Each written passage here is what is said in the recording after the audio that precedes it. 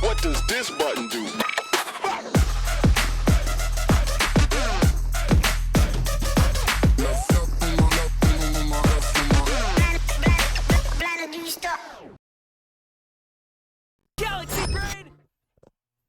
Oh, I switched over too quick. How's it going, everybody? Oh, Granddad, thank you. I needed that. Thank you. There we go. Sorry, right as I was about to do the scene switch, Mom came in, dropped off a sweatshirt she found that I have so many sweatshirts, like hoodie stuff things, man. I have nowhere to put them all. That corner of my door has like 3 things hanging on it right now. Yeah. One day, when I get that closet cleared out, there'll be space. There will be lots of space. Yeah, how's everybody doing today? How's life treating you? And there's an Oizen, wow. So I'm getting nostalgic from my own streams. We have a Granddad and an Oizen here. It's wonderful.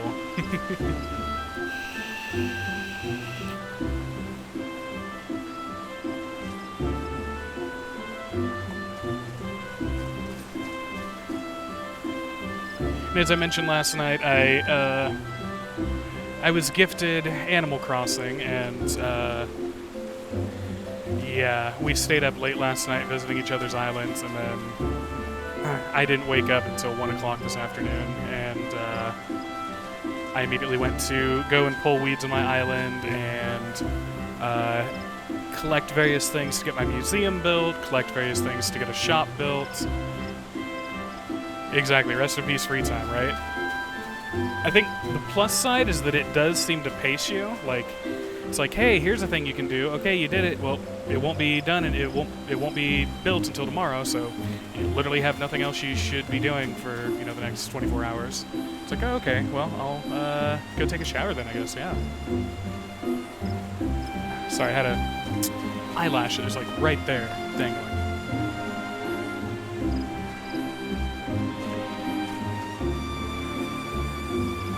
But yeah, so that's a thing now. It's going to be a problematic thing, I can already tell. Okay. So we are on the moon. There we go. Best ways to go. And for those that didn't get to catch it yesterday, we've discovered moon bunnies. Moon bunnies who are our allies. And it's just glorious. It's every kind of glorious. Now I'm debating if...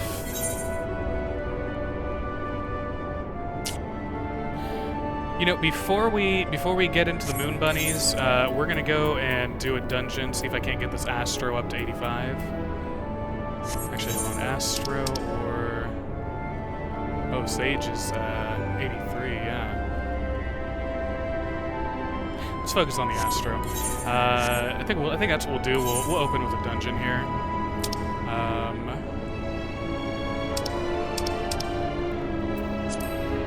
You know what? We'll do the Tower of Babel, because that is yeah, that's the latest dungeon I've unlocked, and I've only done it once, and I did it on DPS. So me doing it as a healer may not be good for the team. It may not be good, but we'll suffer through.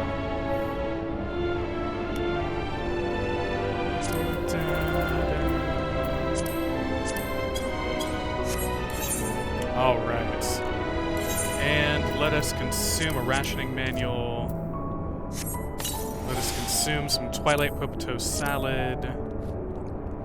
Which I need to ask Senseless if that is in the Final Fantasy cookbook. Because yeah, it sounds I've never had potato salad that's had apples in it. And that sounds really good. It sounds like a fun adventure. Okay. So it's going to take a little bit. In the meantime, let us make our way over to where the next quest starts. And there's Camping Way. As you can see, we have our little buns. And we still have our Road Sparrow, which was the minion that Oizen picked yesterday. So anybody can spend points and pick a new minion. Oh no, chat's not loading again. Hold on, Bradbury, I see your message. Let's hope it doesn't go away. Sounds tasty. Yes, it does. Sounds quite interesting to me. Sounds like a Waldorf potato salad. I've never heard of that. Wait, isn't Waldorf the name of one of the Muppets that sits in the sits up in the like the higher up seating at a theater and just makes jokes about everything?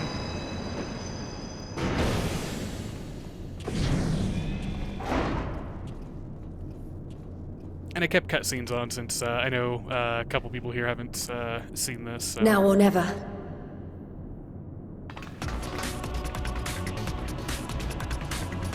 Statler and Waldorf. So is there a Statler salad?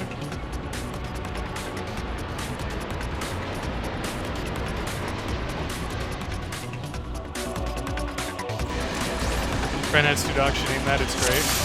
Nice.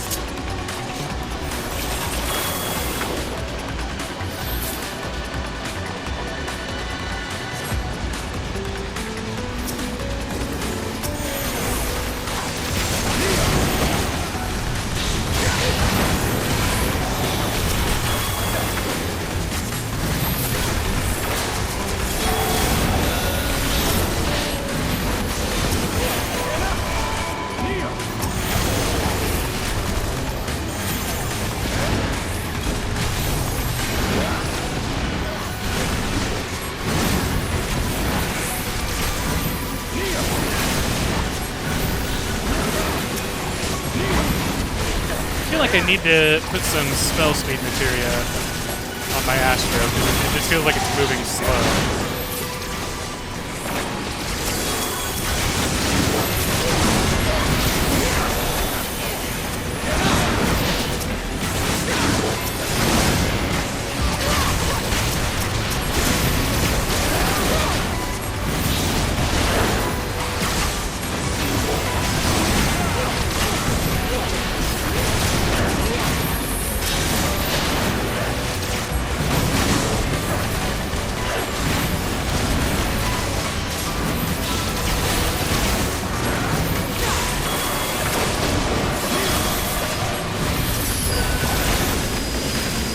Damn it, that's not the...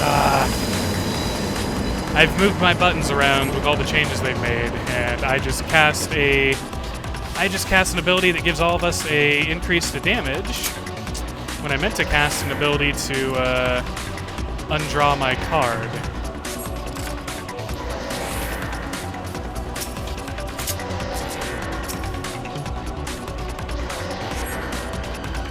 As I said, this won't go well for our team. This will not go well.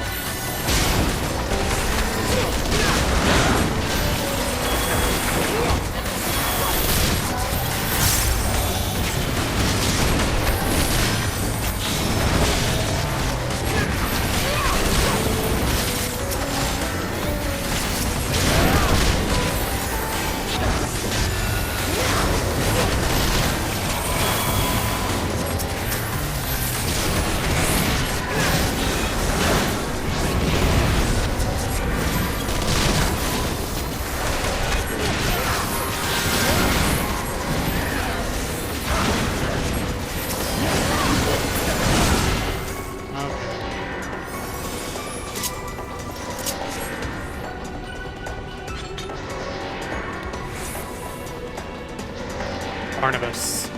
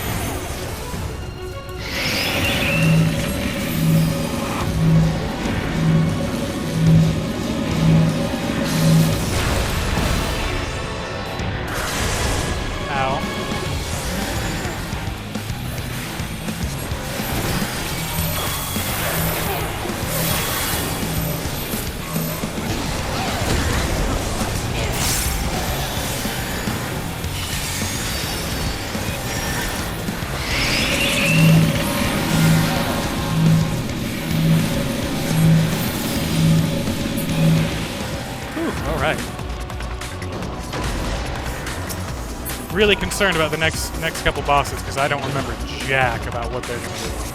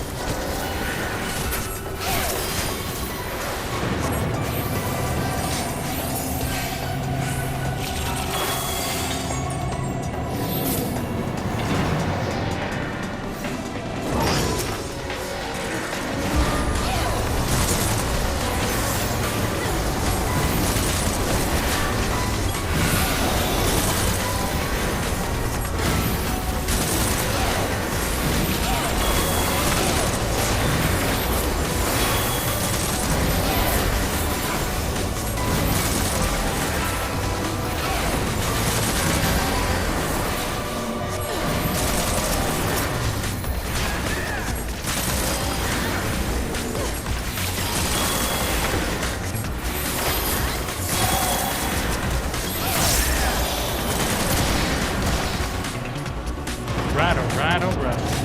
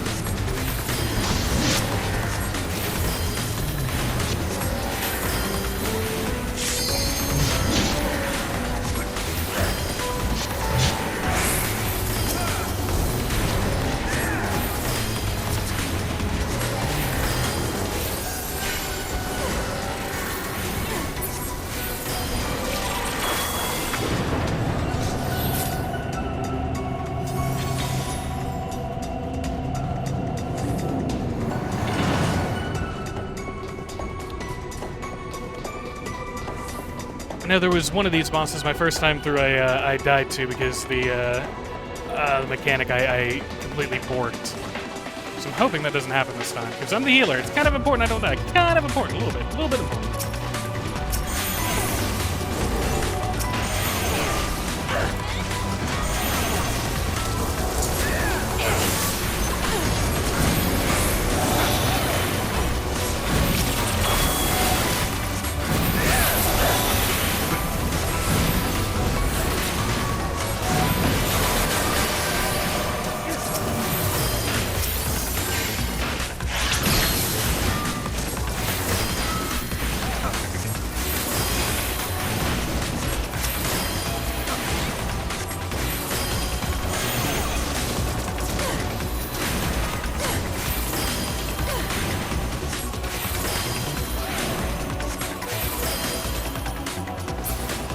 You know, the song for this dungeon, it makes me think of like 90s Square. Like for some reason it has a Parasite Eve feel to it, in my opinion, which I'm totally down with.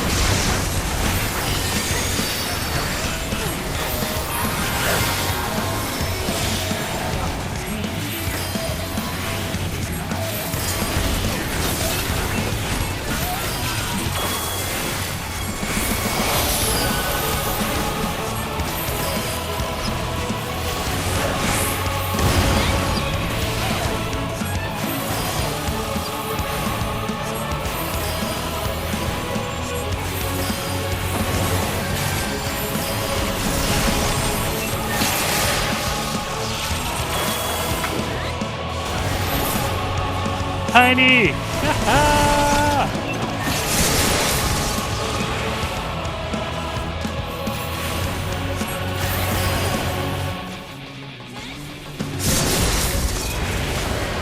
Oh no, no, untiny me, untiny me. There we go. Alright.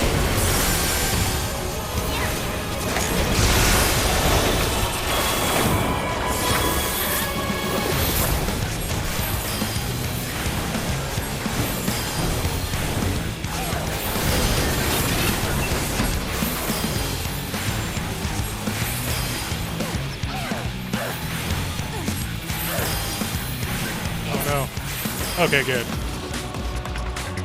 I was worried for a second that my whole team was about to go down.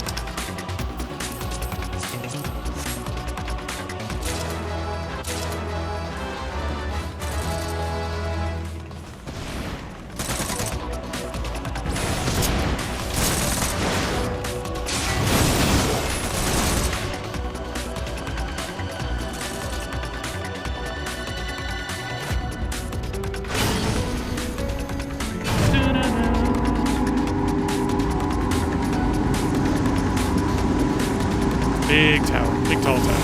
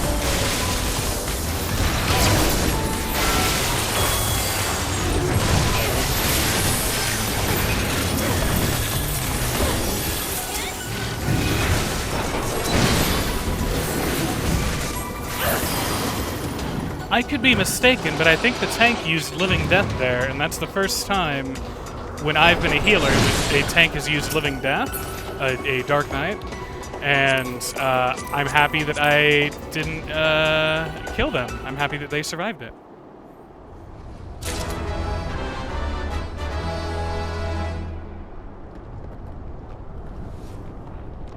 This boss fight is so cool.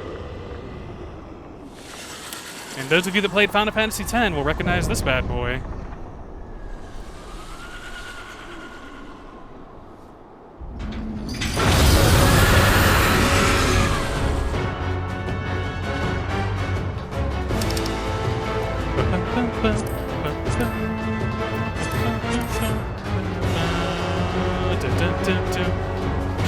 Hey, not in this reality. Anima's dude in this one.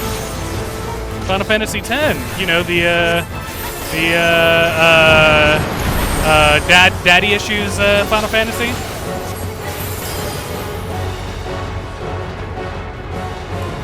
Okay.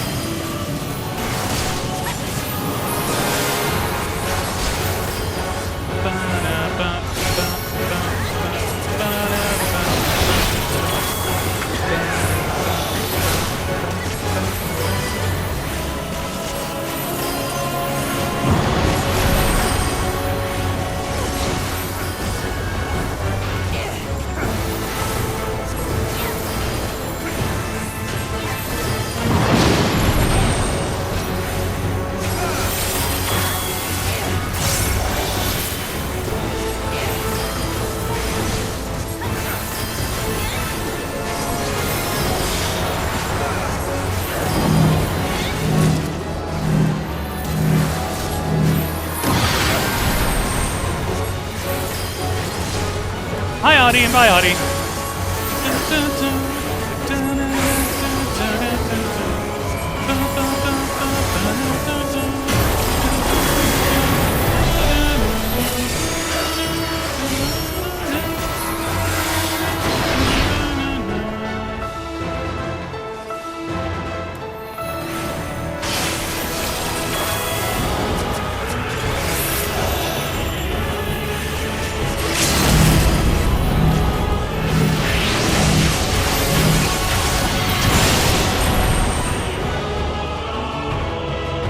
Did it!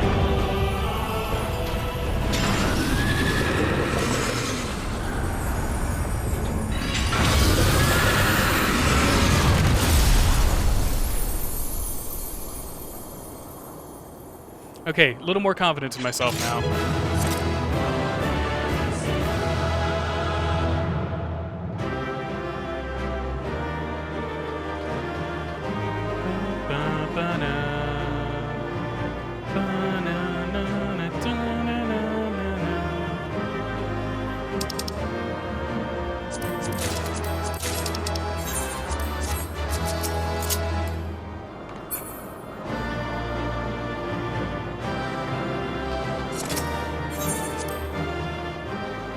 I fully expected to die there because, like I said, I died like 2 or 3 times and went through that as a DPS.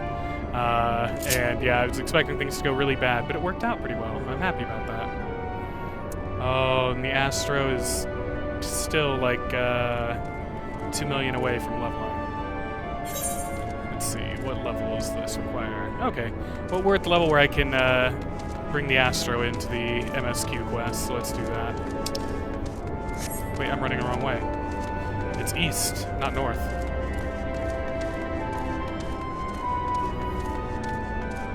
Yeah, as I was saying last night, this one definitely feels like a send-off.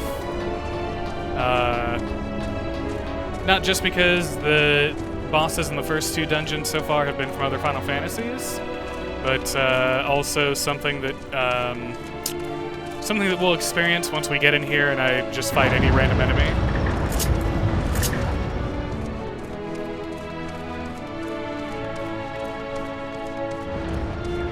It's pretty cool that they brought Anima forward. Okay, for those of you that played 10, what was your favorite summon? Because I know for me, Anima definitely hit in that.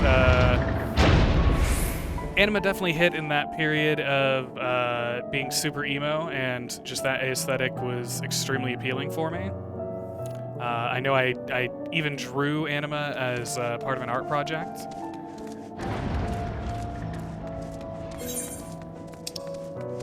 Oh, Warring Way. Hold on, let's go do this fate, see what Warring Way has for us.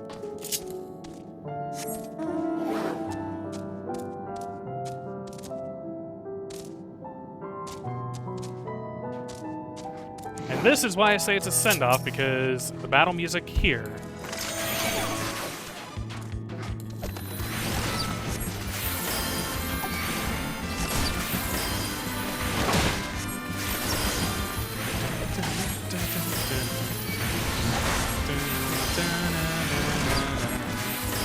Jet, because Rammstein played the boss fight.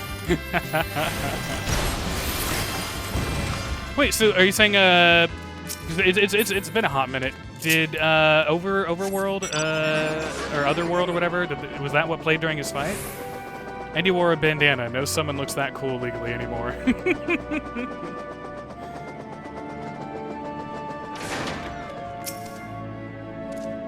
Oh dear, a swarm of dynamite has drifted inside the burrow.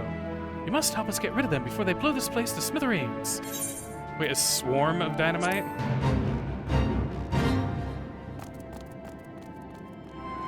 Oh, okay, bombs. I was about to say.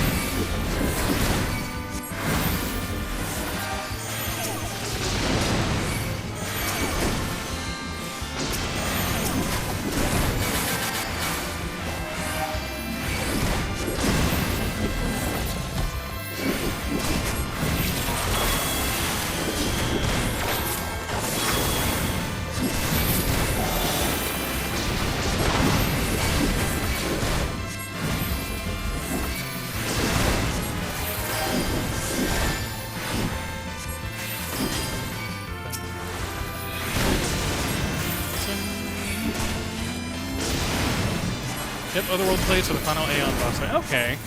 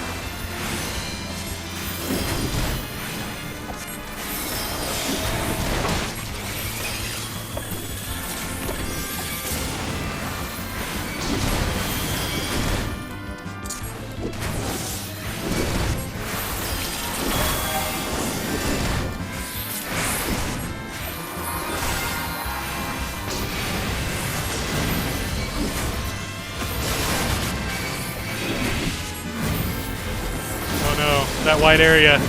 I brought too many in. Okay, we're good. 2 of them died, I think.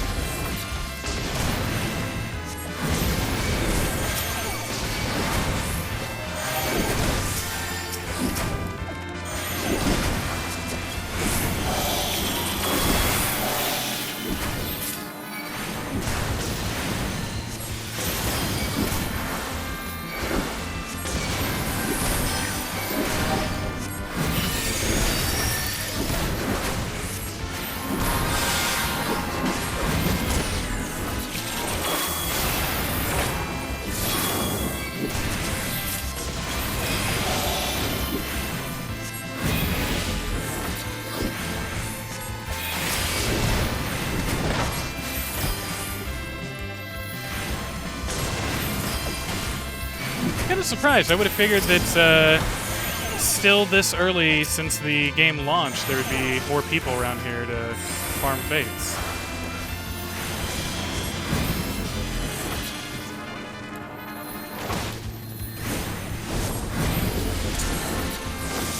Okay, 3 people showed up, so we're good.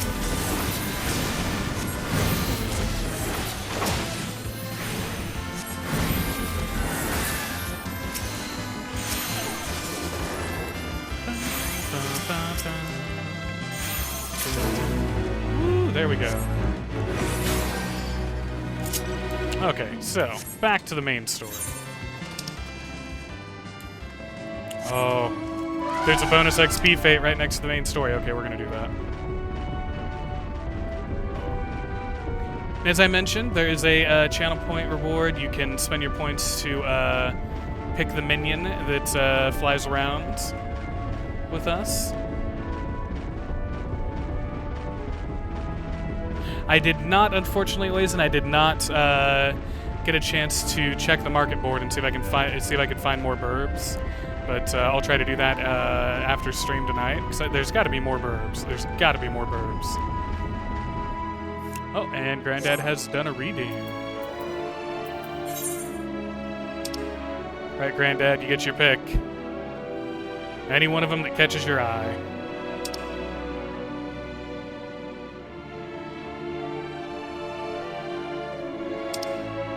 Oh, you want a cactar? Now, if cactar is your flavor, I do believe that we also have the micro gigantender, which is a super cactar, and on offer should also be. I know I've got one more cactar. Oh yeah, and we do also have Senorita Sabotender. So many tars of which to cack.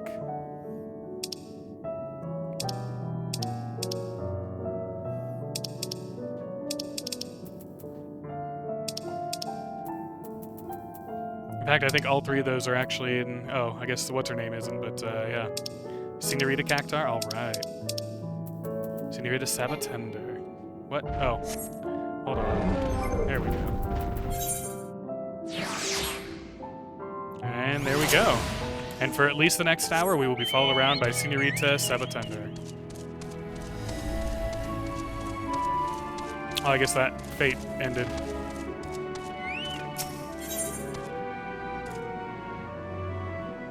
Back to old tricks. By now, Thancred can tell when his friends are up to something. Can he now? Can he? Did Arianje seem strange to you? More so than usual, I mean. I know he has a penchant for keeping his own counsel, but I'd be— oh my god! Ah! The Cactar has a balloon! Oh, I love it. I know he has a penchant for keeping his own counsel, but I'd be lying if I said I wasn't worried. Would you go and see if he's alright? Y'shtola and I will remain here and see what else we can learn about the final days. If you hurry, perhaps you can catch up to him.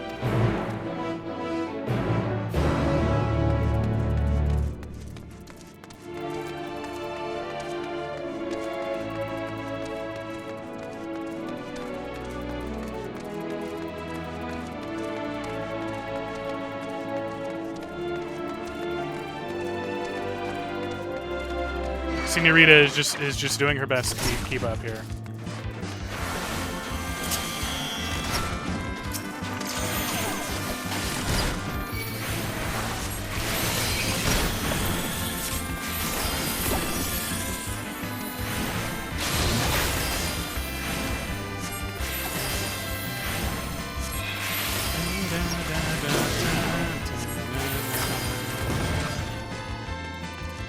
See, now I'm curious if they're going to invoke other battle musics. You know, and I struggle to remember what 9's battle music is. Yeah, I can't remember it off the top of my head. 8's normal battle music I'm not quite recalling, but I do recall, of course, the wild battle music you get whenever you're in a Laguna Dream.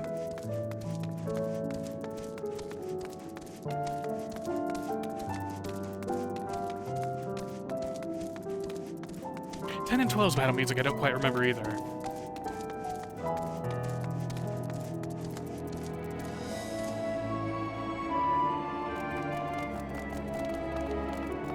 See, they keep saying hop to it, but none of them hop.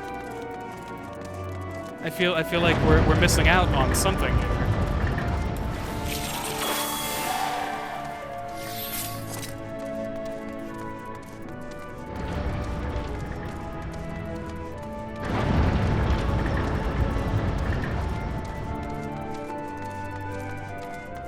Also, if people are interested, I was thinking for tomorrow night's stream, I had thought about doing Persona, but I'm thinking now we'll switch it over to doing Nier Replicant, or maybe a little bit of both. But I'm thinking about, if people are interested, we're going to put some Replicant in the rotation tomorrow, because I know that we're on our way to ending C now, which is supposed to be pretty easy to get, I think, and then D, like, from what I read, C and D I can get by just making a save right before the final boss.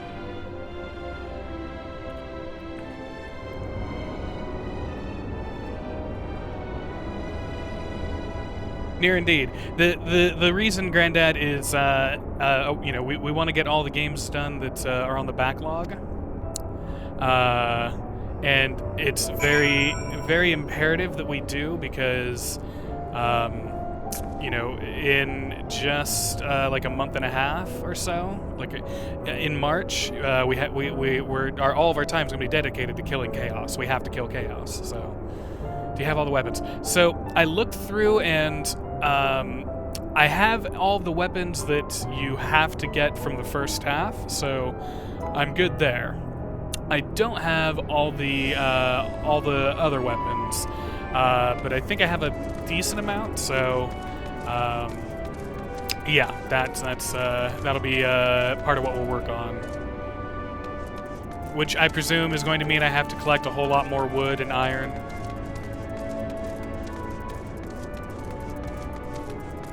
Oh, hey, speaking of...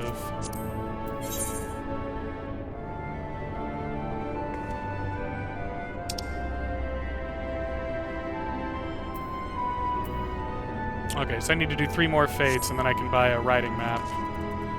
I'll be back to you soon, Trading Way. Probably grind those off stream or something. But how? Because Animal Crossing and Bravely Default and Final Fantasy leveling and everything. Also, yes, you will always need logs. Logs for everything.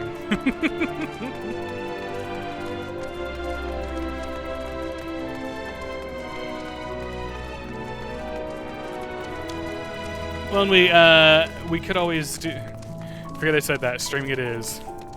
Well, we can always do a. So I think I did a little bit of this with Persona. Oh, hi, Space Dog. Did a little bit of this with Persona, but we can do a Discord exclusive grinding stream, which basically means I'll just stream it in Discord, and people that want to join the live can join it and chill.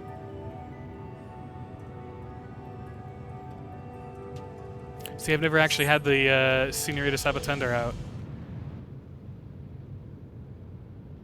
so I didn't know that she had a balloon.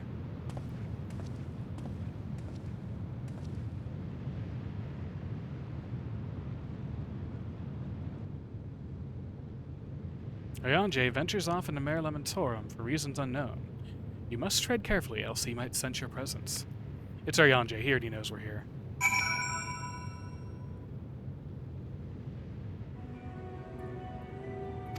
Alright, time for a stealth mission.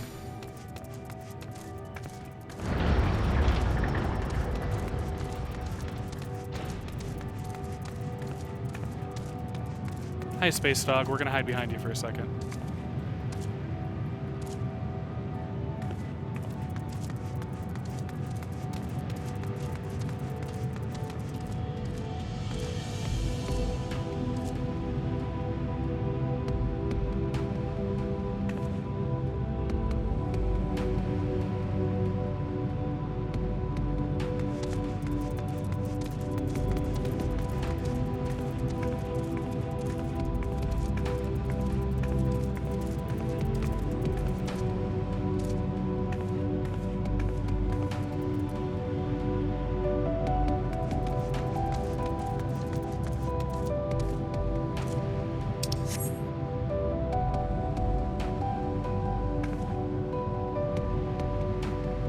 Ha. I knew you were going to turn around up there. That's why I didn't chase. I know your tricks, Oyanje. Oh, you're going to sprint? You're going to sprint for it? Okay. We're doing that now. I get it. I got you.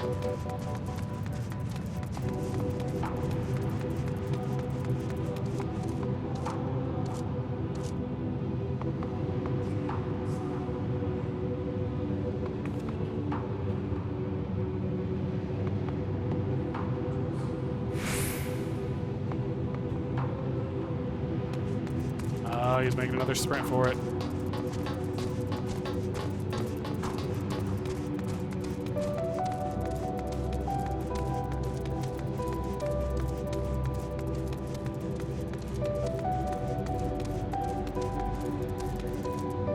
Oh.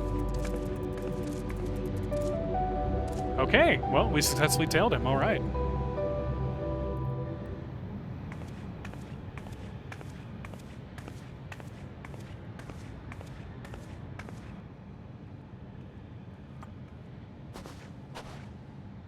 Thine arrival is timely as ever. What was the point of tailing him if you knew we were... Thou didst chance to overhear my conversation with Livingway, I presume?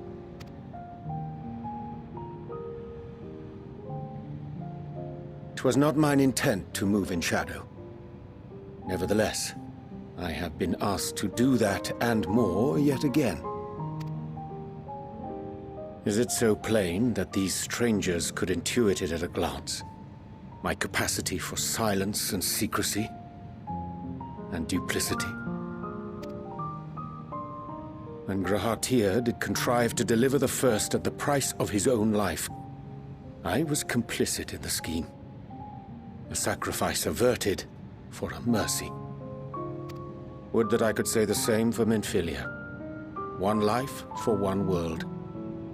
And by that bloody bargain brokered by my hand were the scions robbed of a dear comrade and Flamine her beloved daughter. Two souls whose selflessness was beyond measure, whose resolve was unshakable. They would not be moved even had I thought to protest. But protest I did not. Far from it.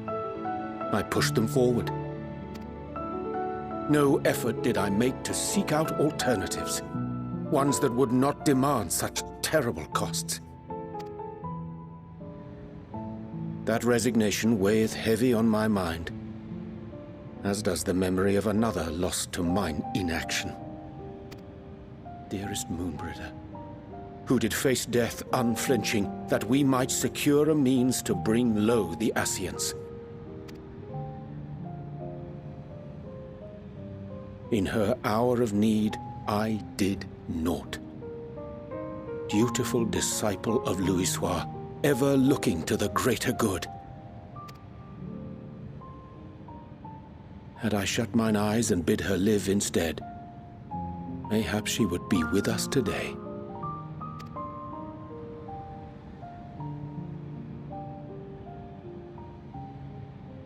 Selfish wants born of everlasting regrets. Most days I put them from my mind, but could think of naught else when asked to swallow the same bitter draught.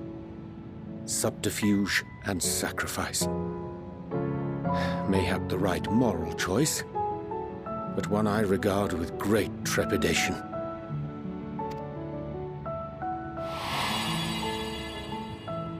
The calamity of Amarot was a tragedy beyond reckoning, one which must never again come to pass.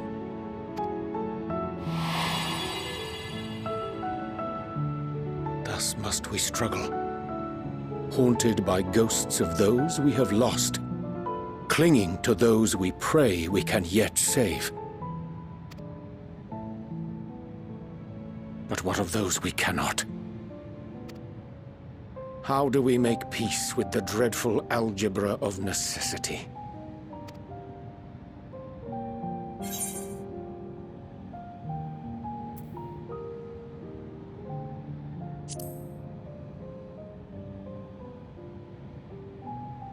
Sage counsel indeed.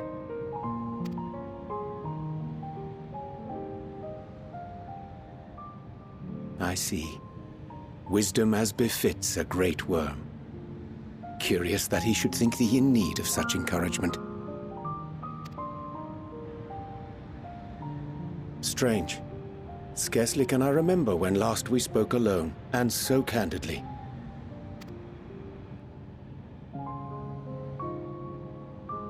I thank thee. For all my supposed skill with words, I find it difficult to express such private thoughts. As for the Loporrit's proposition, I will take time and consider how to respond. 'Twould be to our mutual benefit if we could converse more openly with our aspiring caretakers. A concern I should be glad to address on the Scion's behalf. To dispense with all pretense and bare one's heart to another is a frightening thing indeed. But we cannot move forward ere we take that bold first step. A lesson I have learned many times before. And today.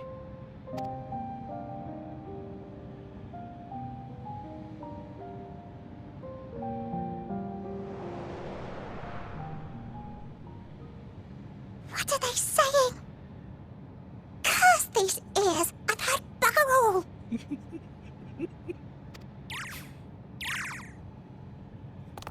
No matter. We've got our plans. I don't like that the bunny kind of made a little evil face there. Are we about to be betrayed by the bunnies? That'd be quite the hairy situation.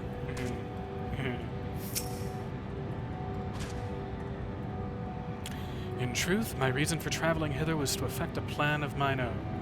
A plan which may pave a way forward for us all. Thank you, Granddad. Thank you for your decree. May, I say, for there is no guarantee of success. 'Tis the reason I set out alone, that failure, should it come, would be mine to bear alone. Yet thou standest before me with proffered hand and open heart. 'Twould be remiss of me to refuse thy amity, and so I ask, wouldst thou join in mine endeavor? Sure.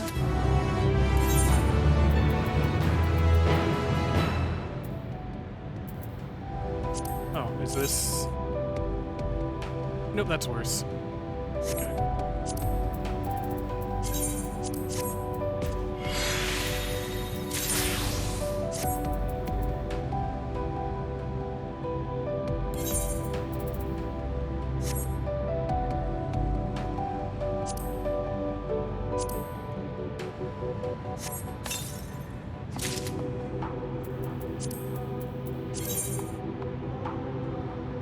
Very slightly better.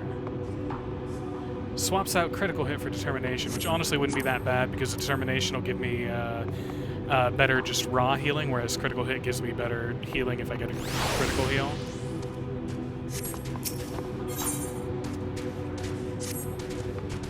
I thank thee for accompanying me. 'Tis a simple plan, in truth. We shall not be long away from Bestway's burrow.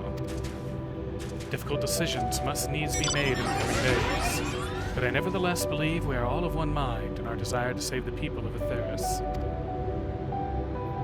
To make clear our resolve to the Loperites, I would offer them a gift, but its making doth require a most singular ingredient.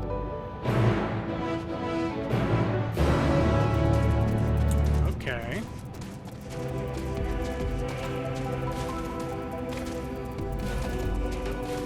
Also, hey, while we're here...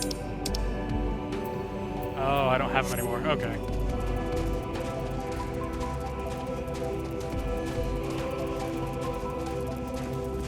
So is this moon fungus? Yep, more moon shrooms. Alright. Moon shrooms? Mush moons? It's up to you. Ah, an abundance of spongoi. Excellent. I chanced to spy the segregation when crossing Zodiark's erstwhile prison. Using a spell taught to me by the new moon, I believe these shall suffice for the gift I would fashion. Magic requireth considerable concentration, however. Might I prevail upon thee to stand watch whilst I perform the incantation?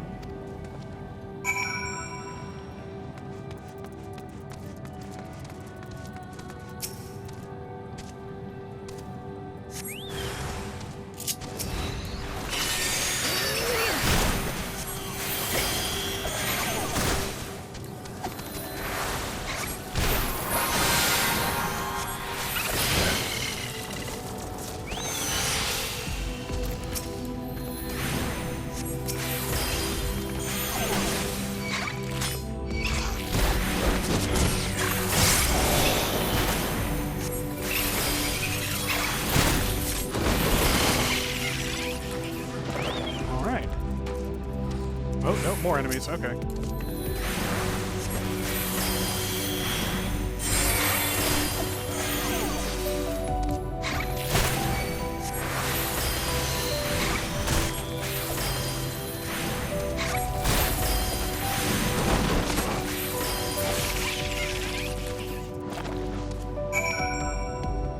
There we go. Nope, wait, nope, nope, okay. You're supposed to stay here.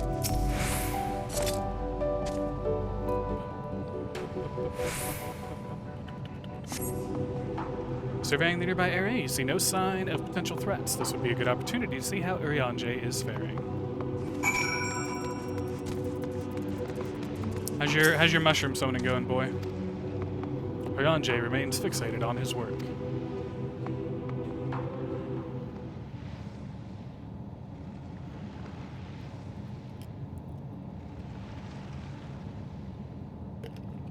There. 'Tis done. A magicked ink, every ons as efficacious as that crafted by the new moon. Rare is the occasion I would conjure mine own, but is nevertheless a most useful skill. The resulting product is, admittedly, possessed of no preternatural properties, but its hue is one of mine own choosing, which I pray the Loporids will appreciate. Kroja, Urianger, Oh, thank goodness. I thought you'd been eaten or had perhaps fallen into a crater.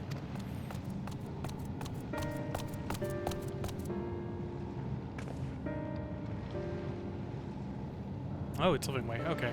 Voice adjustment. Ishola has been looking all over for you, Kuroja. She says she needs to speak with you about something most urgent. Dire, even. She was also quite clear that she wishes to speak with Kuroja alone. Which means, I'm afraid, you must stay behind, Uryanje. But worry not. It just so happens we need your help with an errand. Delivering a package from the Watcher's Palace to Bestways Burrow. It's quite large and heavy. Perhaps even too heavy for we poor Loporits. We would be ever so grateful if you could lend us a hand.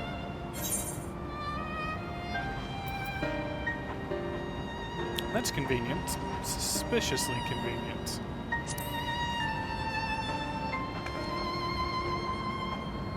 Are you insinuating I would betray the trust of Heideland's Chosen? Or worse, do anything to risk getting on Y'shtola's bad side?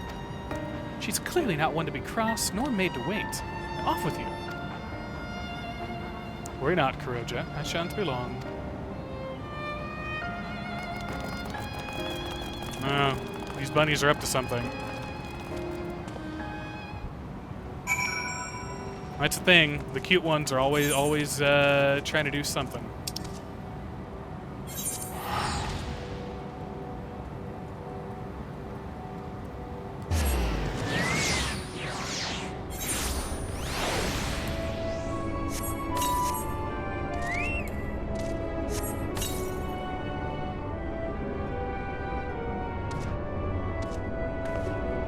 Such a stately little cactus.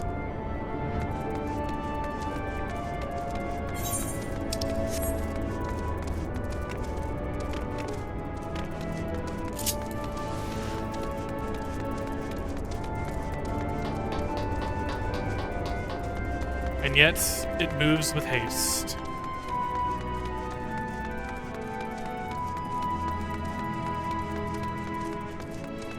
Oh, door's over here.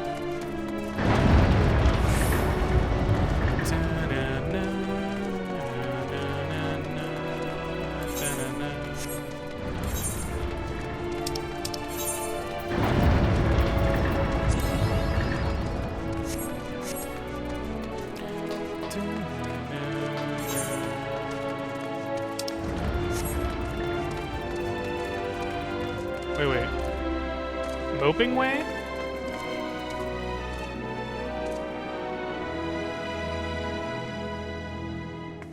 Does that mean it's a bunny that's always moping?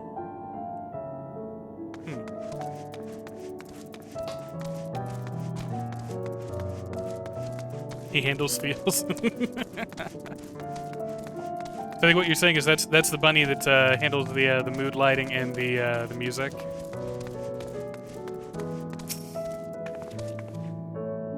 Oh, Kuroja. We thought you would be away for far longer. A dire emergency? I said no such thing. But as you are here, I could use your assistance with one small matter. Running Way, a companion of Growing Ways, apparently has much to tell us of the final days. The problem, however, is that he is determined to live up to his name, refusing to stay still long enough for us to hold a conversation. Is there anywhere he's likely to stop and rest, or perhaps there's a way to slow him down? What's the rush? I was thinking we should wait here, maybe enjoy a cold mug of carrot juice and... No? Well, if it's really that important, you could try using these balls of moose flesh. Not to be confused with the other thing. Running Way's other notable feature is his incessant chatter, so you'll have no trouble finding him in a crowd. And when you do, try lobbing your balls at him. Crude, but if it proves effective, he was here in Greatest Endsville when last I saw him. Let us split up and find it.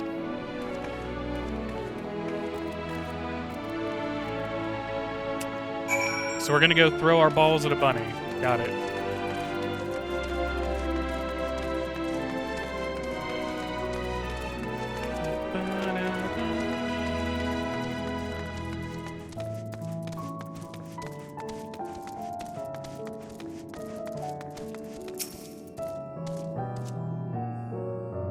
Ah, we get to go into first-person shooter mode.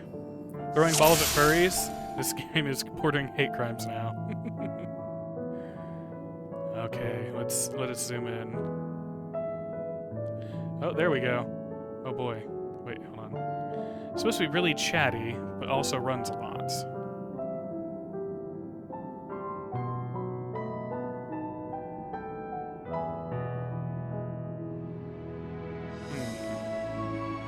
Pretty sure that must have been running away then.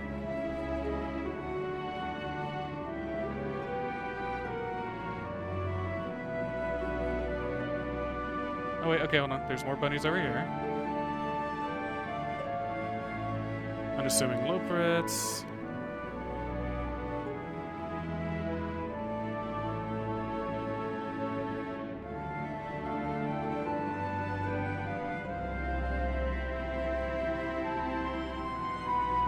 Oh.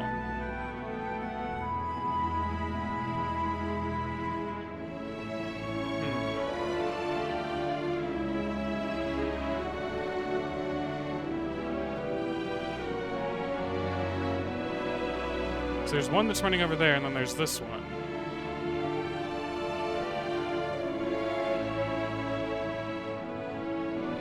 That one says unassuming Loprit, so...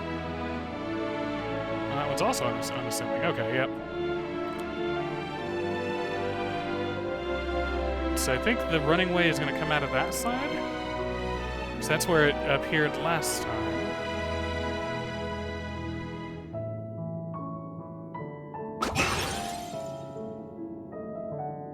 Ow, that's smarts! This is meant to be a joke, it isn't funny.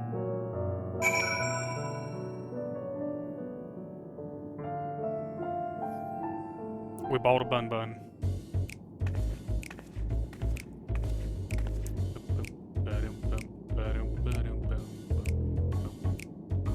Yes, I'm running away. Do you mind explaining why you hit me in the face with your balls of moose flesh?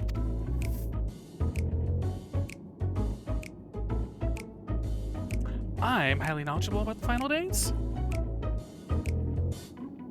Ha! That's the most ridiculous thing I've ever heard since I woke up. Who would tell you that joke? So we've got time to look into the final days when there's so much to do before the Great Voyage. It's true that Heidelin did impart to us some knowledge of the event, but I know about as much as any other Loperate around here. Less, probably. I don't know why anyone would think it's funny to go around telling people I'm an expert, but they'd better hope I don't get my paws on them. Sorry I couldn't be of more help, but if there's something else, I have work to do. And I'm off.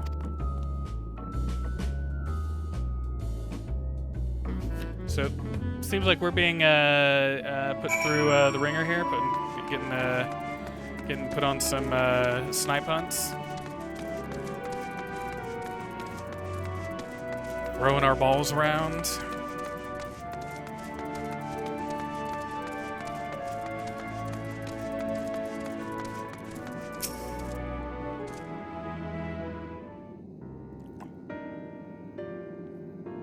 I could find neither hide nor hair of him. How did you fare?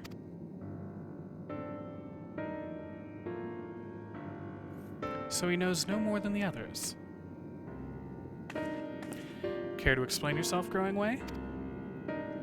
Well, you see, I misremembered. Yes, that's it. I misremembered. Terribly sorry about that. Afraid I'm drawing a blank, though. Try as I might, I can't remember who I was thinking of. On an unrelated note, what of Arianje? I assume you spoke with him earlier, but did he say when he'll be returning?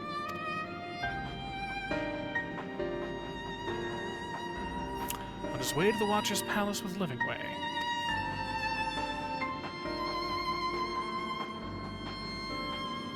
Between Growing Way's sudden lapse of memory and our lack of other leads, our time would be better spent lending Arianje a hand. What? Now, hold on now. Talk me back to me. Yes, I remember.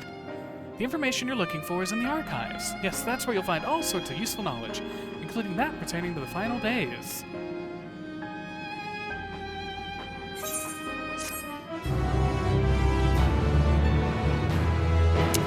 So yesterday, the bunnies were concerned that they hadn't built a spaceship that was that would feel super accommodating to all of us.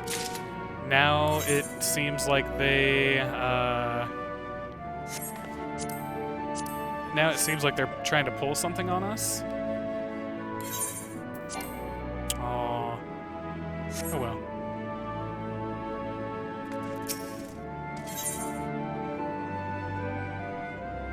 Growing Way is fidgeting with nervous energy, but is it from excitement or worry? Oh, what to do, what to do? I promised Living Way I would help, but...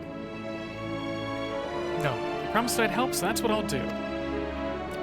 The archives are on the second floor of the main plaza, the eastern wing. Follow me. I suspect the Loperids are up to something, but if there's aught to be learned the final days, I think we best play along. For now, at least.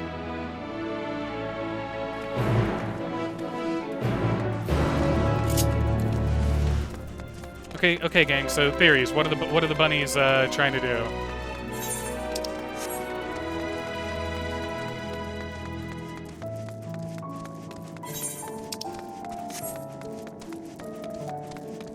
I don't think they're trying to harm or kill us in any way, but they are being awful sneaky. And for what reason? Murder Thancred? I mean, everybody's wanted to, right?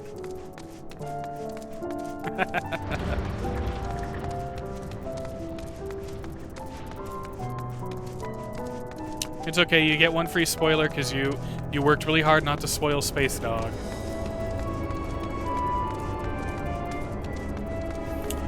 I'm trying to remember. Okay, that's a teleporter, right?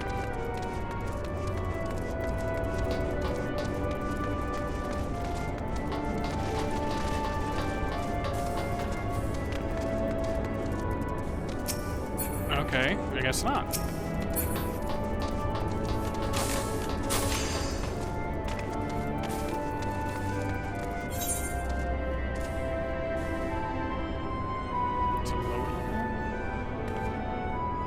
Ah, teleporter's over here. Okay.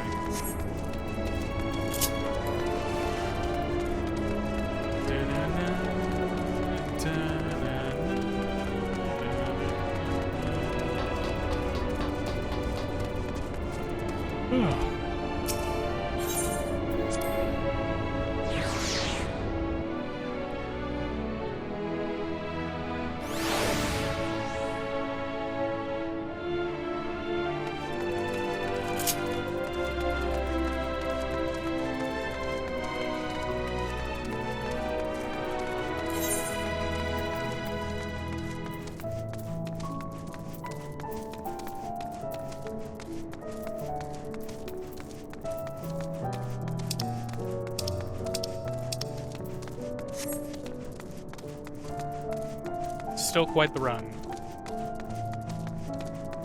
Hey, this has got to be a trick. Because the map shows no room back there. What are you doing, bunny?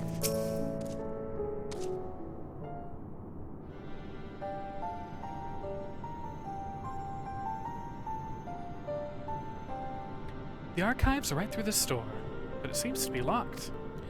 I guess we'll just have to go and find whoever has the key. Growing Way, enough. You have naught else to tell us of the final days, you need only say so. You can ill afford to be wasting time here, as you well know. Did you yourselves not tell us we must act quickly?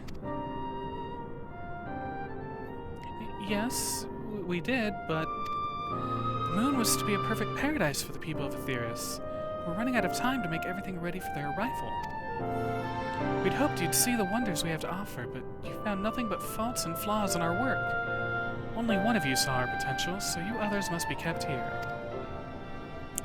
Ah, so that's Living Way's game. Run us about in circles, and failing that, lock us away so we can't put the plan at risk. Everyone except Oryonje. He understands what is at stake, what must be done. I fear you've misjudged us, Growing Way. Never have we decried the notion of using the moon as a means of escape. That said, my heart breaks at the thought of abandoning Aetheris and her reflections to their doom. If there is a way to avert the final days, I wish to find it. We all do. We may fail, Our efforts would never be at the expense of your plans. But why would you take that risk? There's no room for ifs and maybes now. The people of Earth will escape here to the moon. They'll be safe. We'll finally get to see all their happy, smiling faces. I'm sorry, but we can't leave. Just let you leave. We just can't. Oh, little bunny warriors. Do what you must, but try not to hurt them. We'll be back in a moment. Don't do anything rash while I'm gone.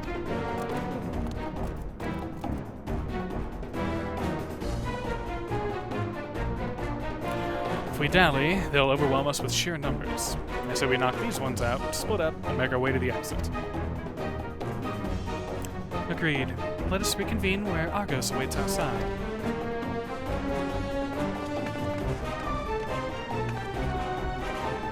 Oh, I thought we were going to take care of them together, but no, they decided to split up. I get it.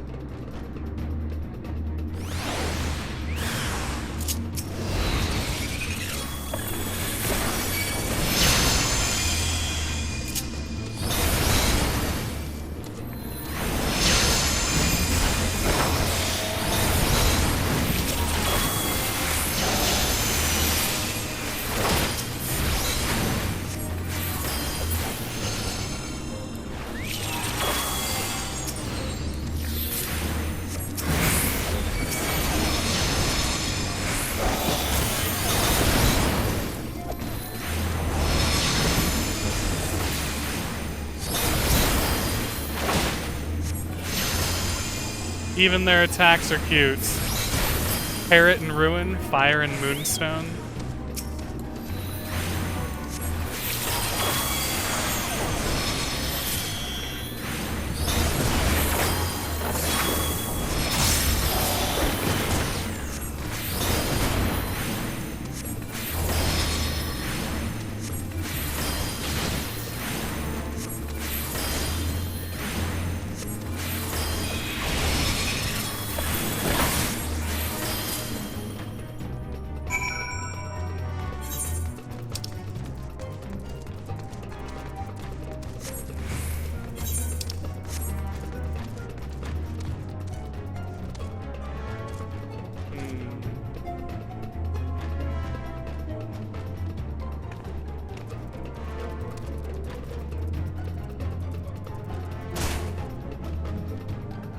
Sabotender made it safely. We're good.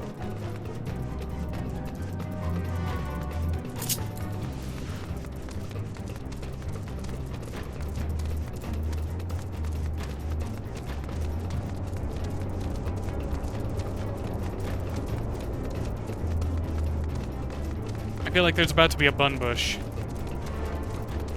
waiting for us at the top of these stairs.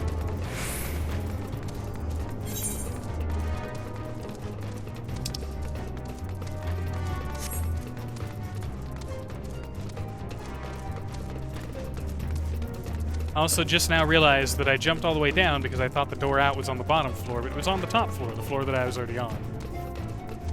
So I just made more walking.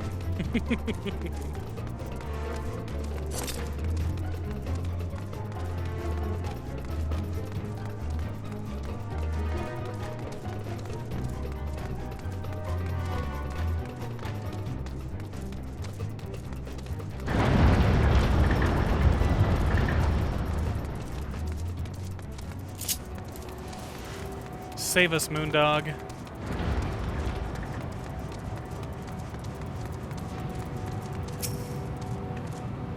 Good, you're here. We must hurry to the Watcher's Palace and find our Yonjay.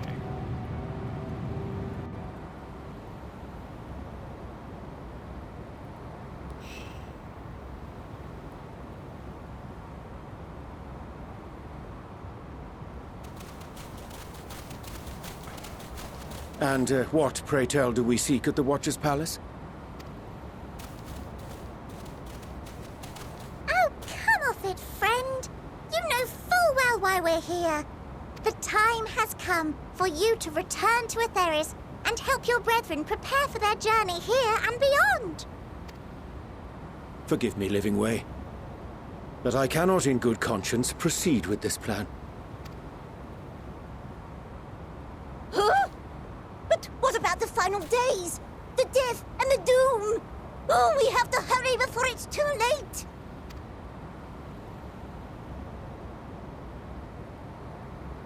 Your unflagging commitment to your duty is endearing, to say the least.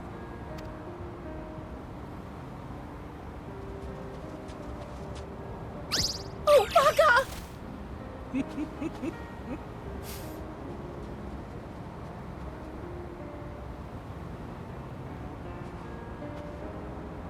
Be at ease. They bear you no grudge, nor do I. How could we, having come to understand your purpose? For millennia, you and yours worked tirelessly towards the singular purpose of this heavenly vessel's construction. An arduous feat by any measure. It is clear you have spared no effort. Why, your very names are a testament to your dedication.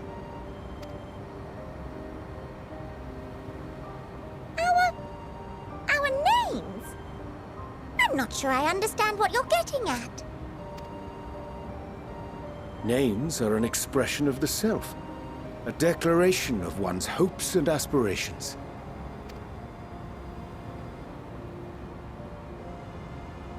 Your use of contemporary, uncomplicated nomenclature doth ensure clarity of purpose.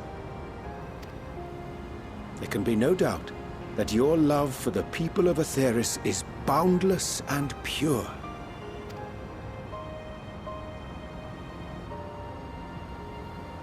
Yes! Yes! A most mellifluous phrasing! We Loperids were born of Heideland's love for Aetheris. That shining, shimmering blue jewel, brightest star in the sky, brimming with life and possibilities. For as long as I can remember, I've toiled in anticipation of the day when this vessel might be needed. All I've ever wanted was to meet those she cherished so dearly. To serve, and serve well. That goes for all of us. Don't you see? So help us. Help us help them. Lead them here where we can keep them safe. If there's anything wrong with what we've built, we'll fix it. We'll make it right.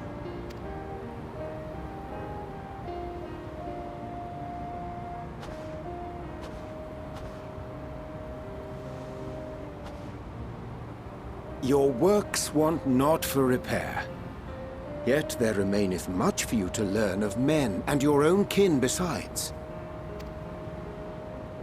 Singing Way, thy name bespeaketh more than the simple marriage of rhythm and rhyme. The songs of Aetheris are beyond counting, and span the length and breadth of emotion. Maps are monuments to man's pioneering spirit, and his devotion to charting the furthest reaches of our star. Many have devoted their lifetimes to exploratory pursuits, to venture unto the highest mountains and the deepest oceans in search of unknown frontiers. And thou, my friend, I do not think we've met. My name is Puddingway.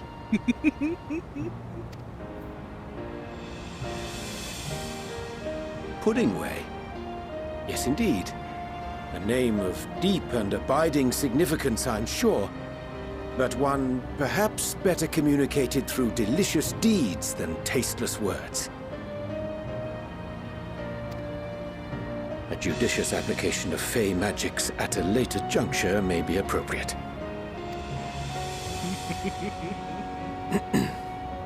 And Living Way. 'Tis no easy feat to convey the significance of thy moniker. The bunny with all the treats. The Easter bunny. That's the Easter way. There we go. Honestly, I haven't gotten this far in the game. I logged out when I needed to attack the Loperids. I just couldn't do it. You gotta do what you gotta do, man. All in the name of Space Dog.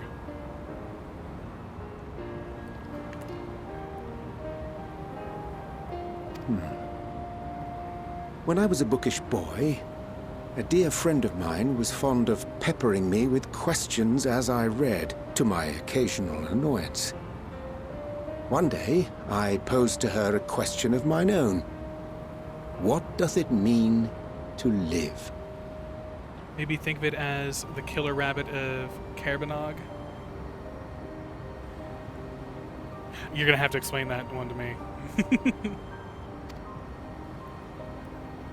After much contemplation, she proffered this answer. The anticipation of a half-read story's conclusion.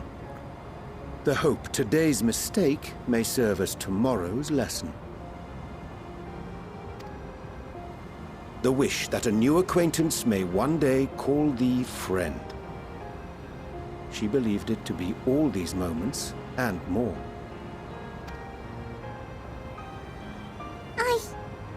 I want to understand, but... I, too, still labor to find mine own answer. 'Twould be my pleasure to assist you and yours in embarking on a journey of self-discovery and enlightenment. For thee.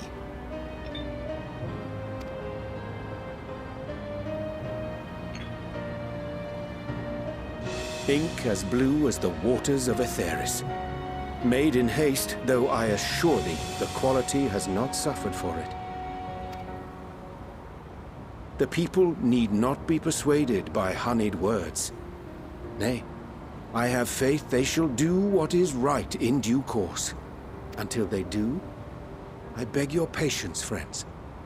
And with that ink, let us fill the empty pages of Livingway's compendium. An open exchange of ideas will surely afford you all a better understanding of modern man, and with it, ideas for improvements and renovations.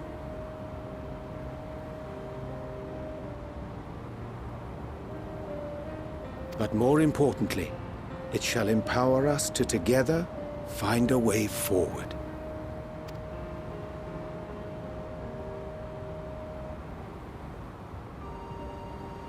I hope you're right.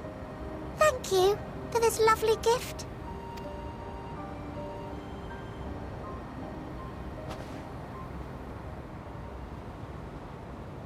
There you have it.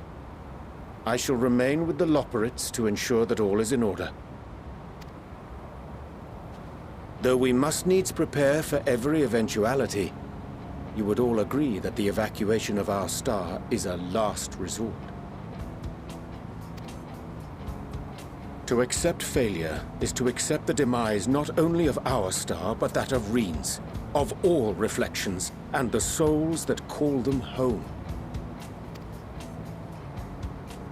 Which is why I have every faith that you shall fight to the last, that such drastic measures may prove unnecessary. Should the worst come to the worst, and I pray deeply that it won't, I'll take comfort in knowing preparations were made under your watchful eye. Aye, thou mayest be assured that if calamity cometh, not a soul will be left behind, if being the operative term.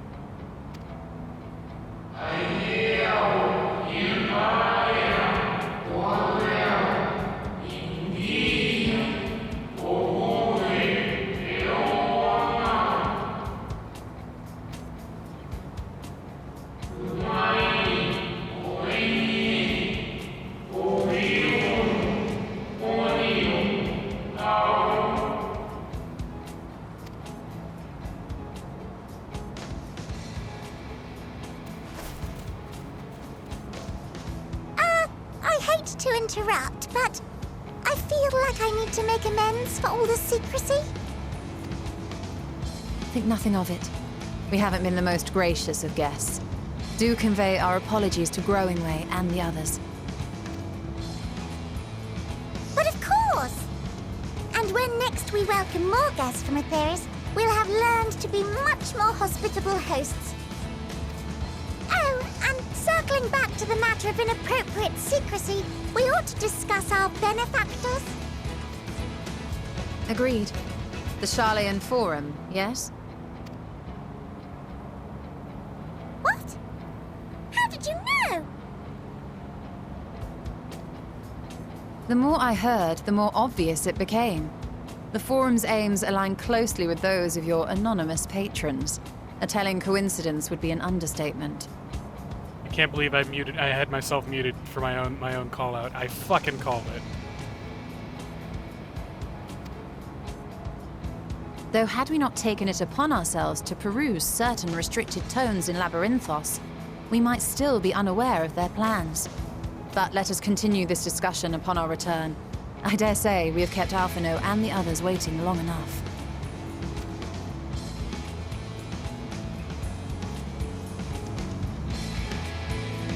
Yeah, you can't doubt that, Granddad. You can't doubt that. It's documented. It's documented from yesterday.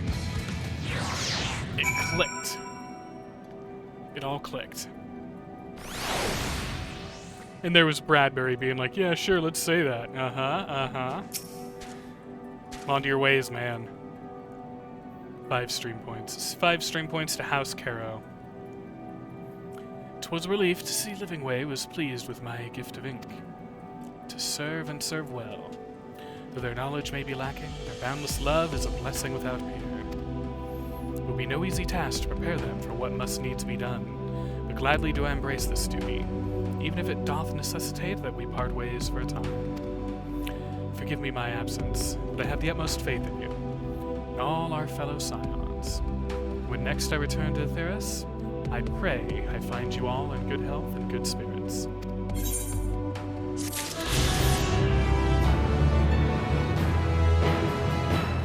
That was a really sweet little conclusion to our time on the moon. To this part of our time on the moon, because surely we'll be coming back. That was a nice, sweet little conclusion. I love that they used the Endwalker theme there. That theme just has such a wonderful vibe to it. All right, I'll be back in just a second. I wanna go grab some pizza and soda that my stepdad dropped off. So yeah, I'll be back in just a minute. I think I might run to the bathroom too.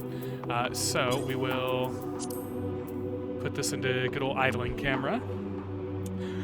Topic of discussion while I am away.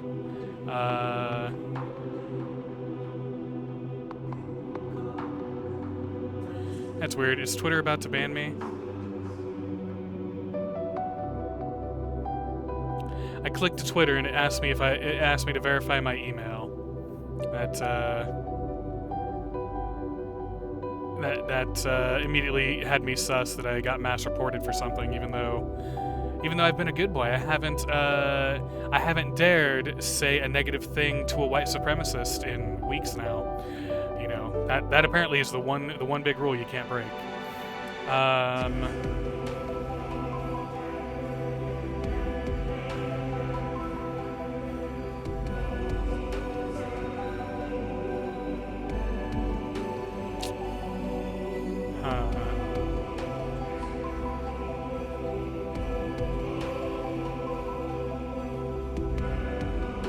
Here we go. Topic of discussion is whatever is in this tweet.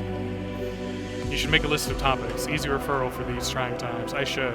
Well, actually, you know, I do have a list of topics, but they weren't intended as discussion topics. But I think they could work here.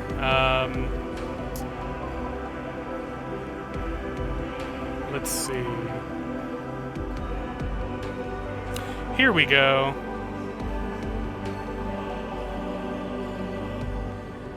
Topic of discussion. Explain this to me. And go.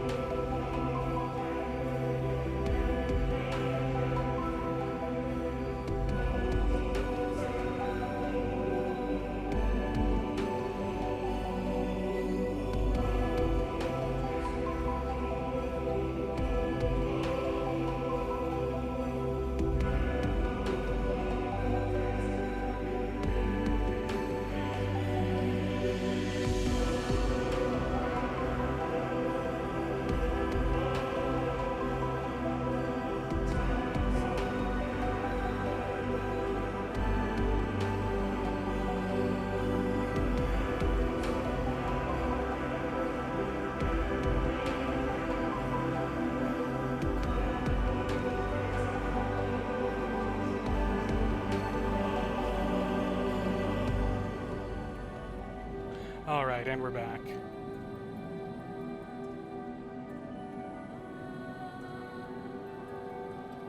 Because English is dumb and helpful. That's the answer there. Isn't one a numeral and the other just short? So no, when I put in there Final Fantasy XIV by Yokai Watch, that's because yeah, the Final Fantasy XIV X Yokai Watch crossover. I don't get yeah, I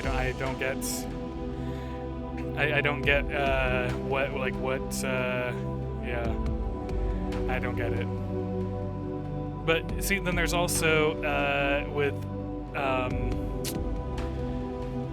Neo Twooey, you had Coney X Coney, but in game, it wasn't Coney by Coney. It was just called Coney Coney because it was a brother and sister that ran it. So I don't get words and things and stuff, which is, you know, everyone's known. The very distinguished cactus is giving me life, by the way. Best cactus.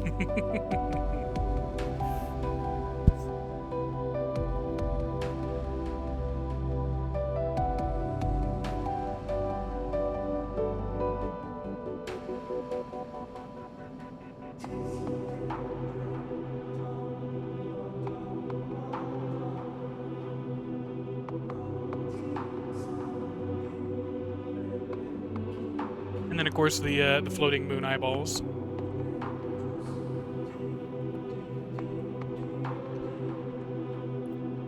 Tonight, we are dining on delicious Supreme Pizza from Casey's, and also a delicious orange soda from Casey's.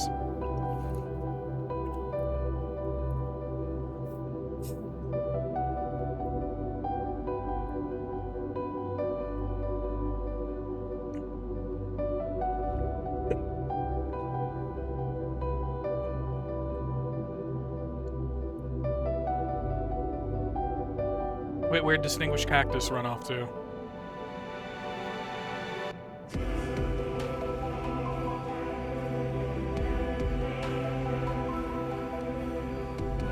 I've always liked the idling camera here. I presume WoW probably had something like this, but like, there's not any other game I've played that has an idling camera. And the way that they set this one up, like especially when you're in a like an area with a lot of people, it'll jump between not just NPCs, but jump between various minions or just so many random things. But it always has an angle that just looks pretty somehow. Like that right there. That's a perfect shot, and that's just a completely random choice.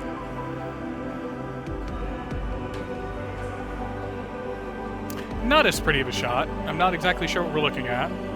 Don't know if that's stones or an enemy. Just rock.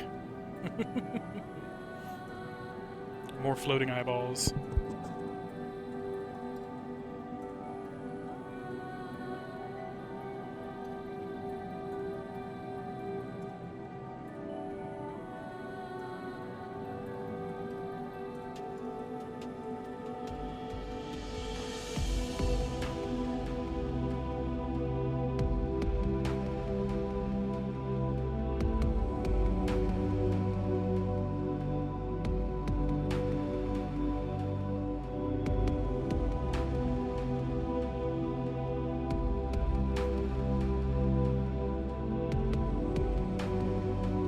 Also, Oizen, I know you were following this earlier. Has there been any further information on that hostage situation in Texas?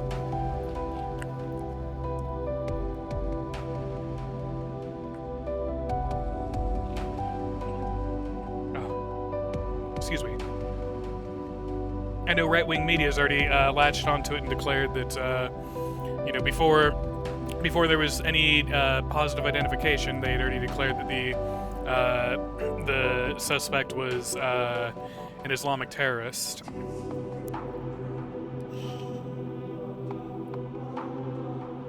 Weird how right-wing media says support the cops, but then they don't wait for the cops to confirm things before deciding to, you know, make a determination themselves, right?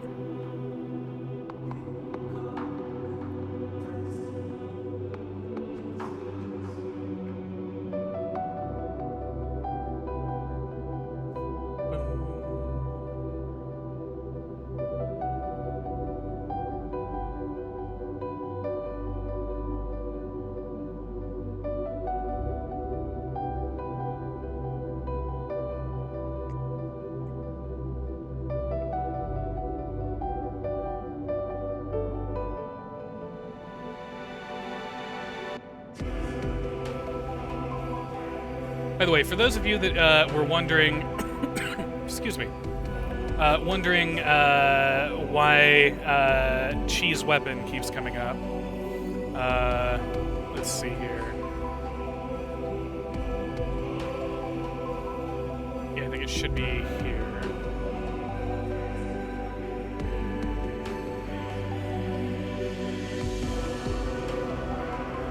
We're gonna take a quick detour down what is a little bit of a memory lane for me. There's a website that I used to visit when I was a kid. I used to visit it a lot. That trafficked in, like, you know, cheats and tips for Final Fantasy VII, but also rumors and theories. And last night I found out that it is still online. It's still running. Display capture. Yes. And to window. That window being Safari. Okay.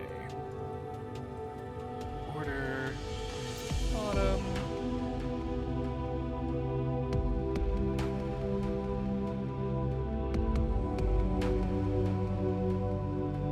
Okay. So, Cheese Weapon. Cheese Weapon was a theorized secret boss in Final Fantasy VII that it's lived rent-free forever. It's never left my brain. To fight the Cheese Weapon, you have to first get the weird chocobo, which you have to do another rumor to get that. Then you ride that chocobo out of Midgar and ride it to Rocket Town. Note that you cannot go on mountains because the weird chocobo is afraid of heights. You run around the rocket 10 times and you can enter it. You will now be prompted with where to. You can answer 1, Disneyland, West Side, or Party. Choosing Disneyland will take you to the Gold Saucer, where all the costumes will be Disney-oriented. West Side takes you to a hidden area in Midgar where Barrett really grew up. Party will take you to Costa del Sol, where Sid is having a kegger in the house with everyone else, including the Turks. But you want to choose the hidden 4th option. This will bring up another question. Are you sure? You answer yes, and you fly to the moon. When you land, you have 10 seconds to run into the Cheese Weapon, who is skipping by just as you land. If you touch him, you can fight him. If not, game over. His stats are 2 billion HP, 20,000 MP. His attacks are Sharp Cheddar, Cheese Sneeze, Cheese Freeze, Cheese Breeze, Cheese Degrees, Vitamin Cheese, and Death by Cheese. You can win a cheese ring and steal a cheese armlet. You can also morph him into a cheese source. The Cheese Weapon will summon 4 Cheezosaurus Rexes. Yes, the ones from the Kraft cheese and macaroni commercials. They can attack you for 3,000 HP each and can steal items from you. They usually wind up stealing everything you have, but you can steal them back. You win them back at the end of the battle anyway. The easiest way to beat the Cheese Weapon, I tested this and it always works, is to summon Odin, which will turn him into cheese slices. Then summon Titan to turn him into cheese sandwich. Then summon Typhoon to turn over the sandwich. Then summon the Knights of the Round to put toppings on the sandwich.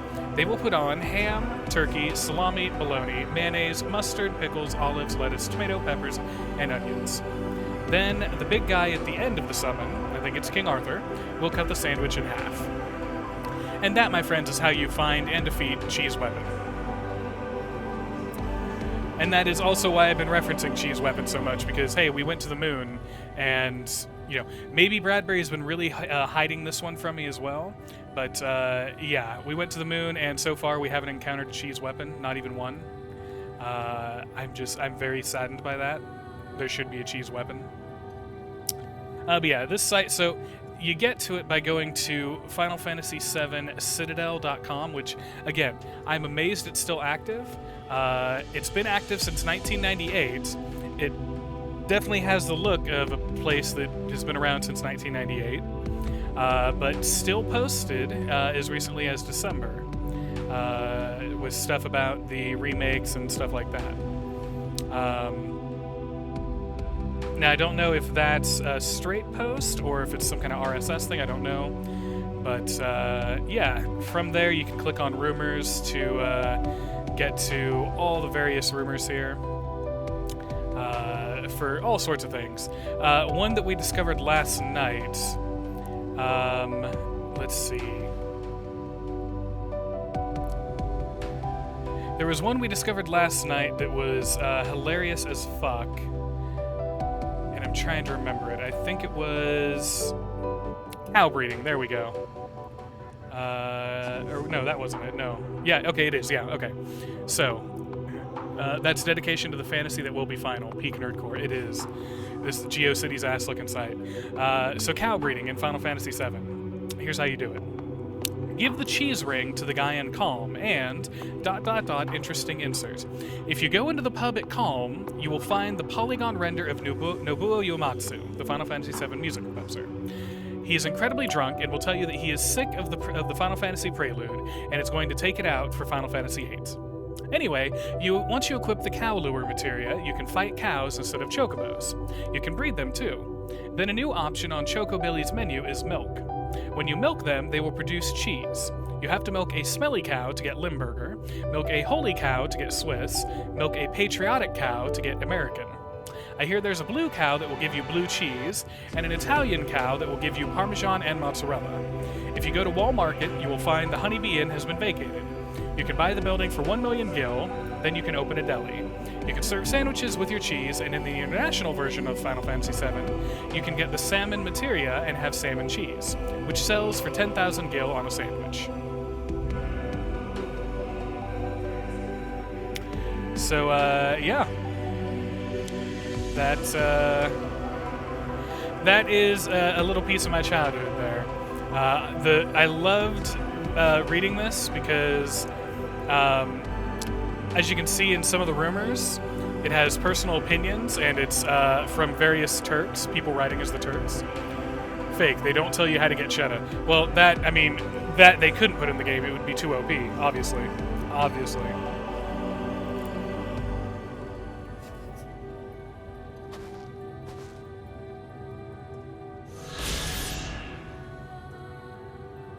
But yeah, as you can see, some of them, the writers left opinions as different Turks. Not so much in the voice of the Turks, but just as the Turks. And that really made me giggle back then. There's a similar thing, for those of you that are familiar with Final Fantasy VIII.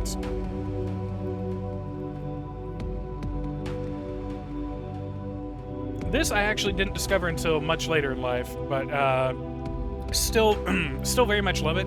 I love video game theories and stuff. I refuse to say game theories. But this one is specifically about how actually everything that happens after the first disc in Final Fantasy VIII is a dying dream of Squall, who is actually dead because of what happened at the end of the first disc. And yeah, things like that that capture from the FMV where Squall has no face. Things like that tie into it. It's a very lengthy theory. I personally, I know that one of the writers for the game has said, yeah, no, obviously it's bullshit. But I still like to think it could be a little true. So yeah, if that's something you ever want to check out, there is the link for you. The Squall's dead theory. And I believe I've mentioned this before, but there's also... Oh, okay. Let's go with...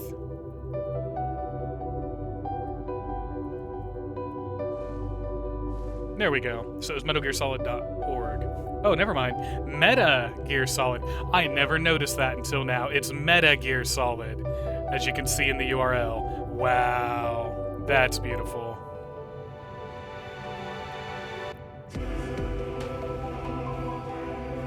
But yeah, if you want to read a bunch of, I would say, almost theses on Metal Gear that are very well sourced and backed for not just like there's some theory stuff, like the VR theory, which that one I really suggest reading. It's a long read, but it's really good, about how the second game in the series was intended to be the end of the series, and so because of that, and because of a lot of pretty blatant things throughout the whole game, Metal Gear 2 the whole thing was actually in VR.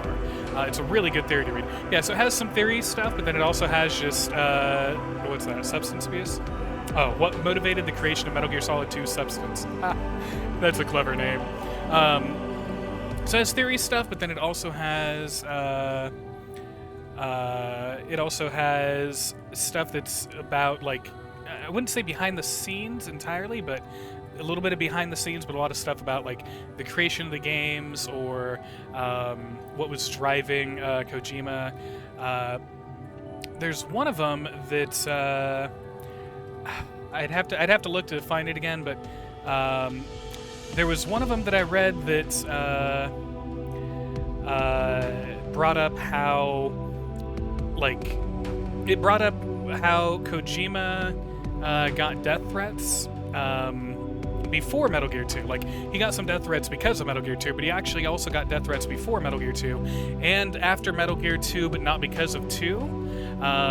He got death threats because fans wanted Metal Gear 2, he got death threats because fans hated Metal Gear 2, and then he got death threats because fans wanted Metal Gear 3 when he didn't want to do any more Metal Gear. Dude's been bullied by the fans for quite some time.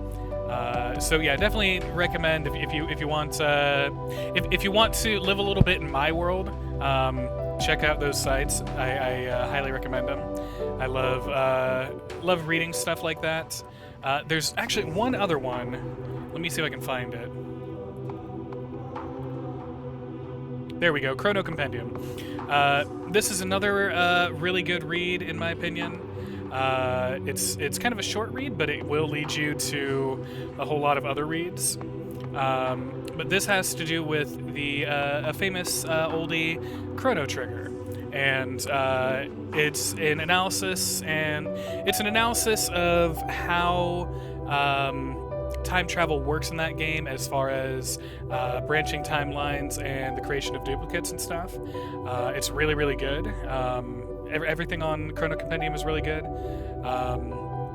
So yeah, recommend that as well. That's some light reading for y'all. The sacred texts, the lore. These are all things that really drove me. There's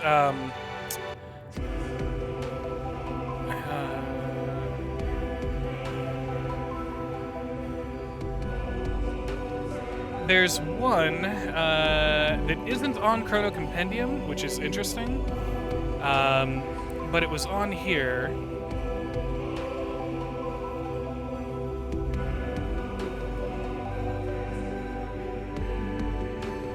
Hold on.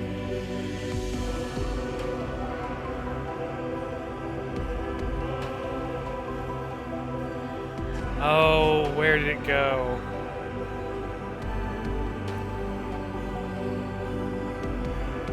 Fanworks?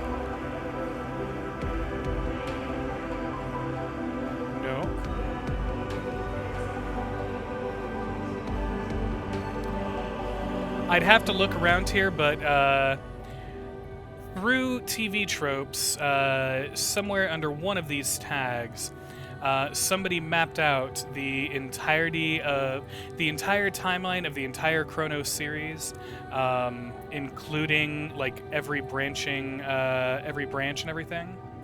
I don't know what happened to it, but it was really long. Like, literally every possibility that can happen in the games got mapped out there. And someone did something similar to another series of games that some of you may be familiar with, which is Legacy of Kain. I'm not sure where it would be located on here either. Yeah, probably not Fridge. Yeah, I'm not sure where it would be located on here, but somebody had also made a big map of every timeline that happens through those games and through the story laid out by those games, because it is an extremely complicated game series, which I never knew, because all I ever played was Soul Reaver and I never even beat it, and I just thought I was just some weird half-dead vampire thing killing shit. But turns out no, there was a whole shit ton of things happening there. So yeah, that's some suggested reading for y'all if you're interested in learning a bunch of knowledge that probably won't be useful, not even in a trivia night at a bar, but still fun to learn about. Highly recommend all that. Oh, and I'm about to be kicked. Now we won't be kicked. Okay.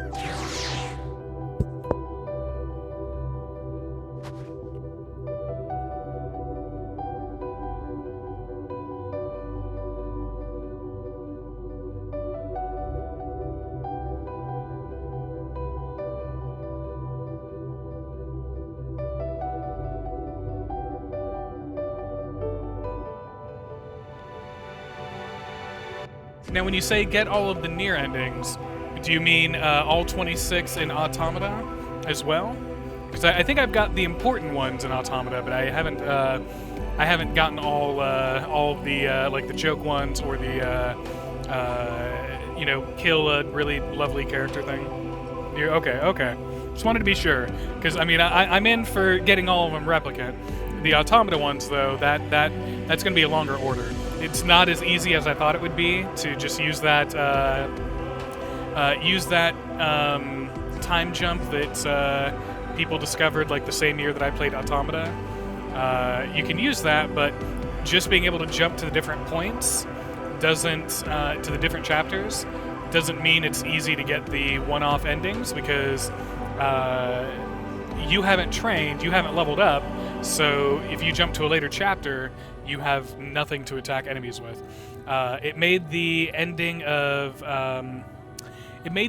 you get from killing Pascal that much harder, because it wasn't killing Pascal. I think it was you had to kill a kid in there, and using the jump made it that much harder because I could only do like 1 HP of damage. I had to really, really want to kill that kid.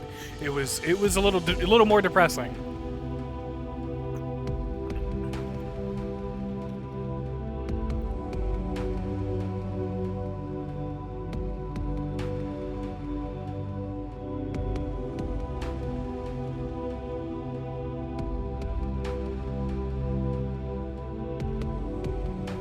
You about to clip me talking about wanting to really, really kill a kid?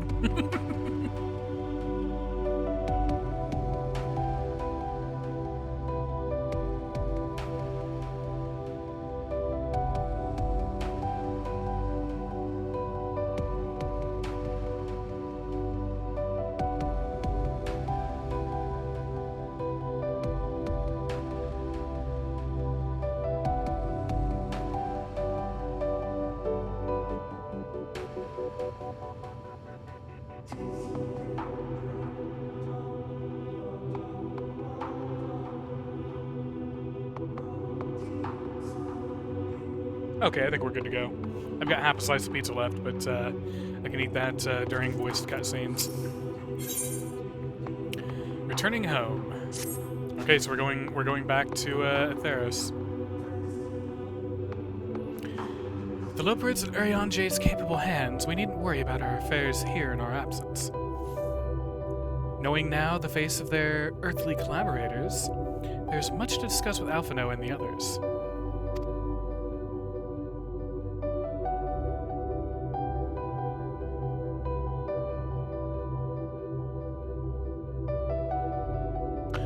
Okay. Sorry, I got too many windows and everything's cluttered and I couldn't figure out what was going on. Let us return to the Tower of Babel. Our battle for the star will soon begin in earnest, and we must be prepared.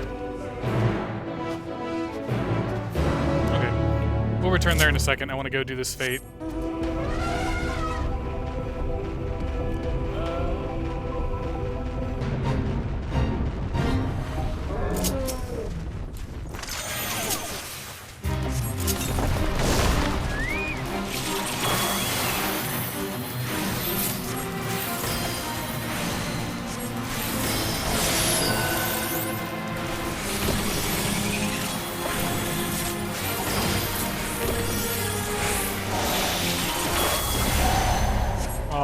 Boo. Okay, well, fate failed. Didn't realize how little time it had left. Kind of want the Watcher's robe. It looks really pretty like that. It's like tie-dye, but not. It's like a celestial tie-dye. It's very pretty.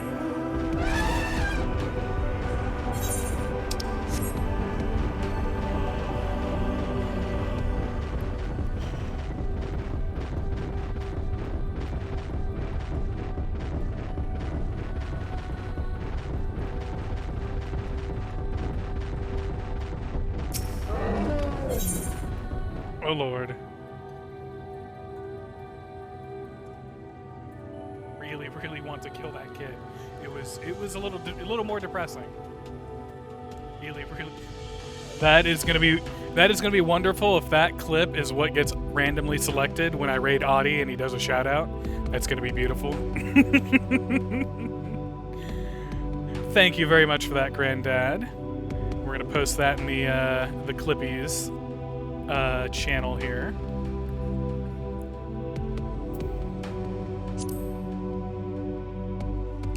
All my viewers trying to get me canceled. What the hell? What the hell?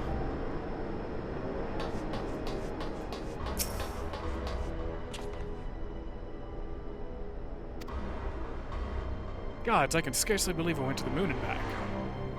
But we'll have time to reflect on that later. Right now, we need to head back to Camp Broken Glass and deliver a thoroughly detailed report to Lucia. I'd like very much to know how everyone is getting on here as well. We'd only just begun to treat the tempered prisoners when we left. I share your curiosity, but warning our allies the final day is of greater importance. I speak not only of the contingent, of course. The heads of state of every nation must know what we have learned.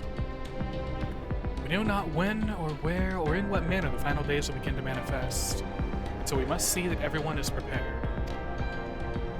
Agreed, though we may wish to stress the importance of discretion, lest the public be sent into a panic. Not that anyone in a position of responsibility should need to be told as much, but it bears repeating. Anyway, first things first, to Camp Broken Glass.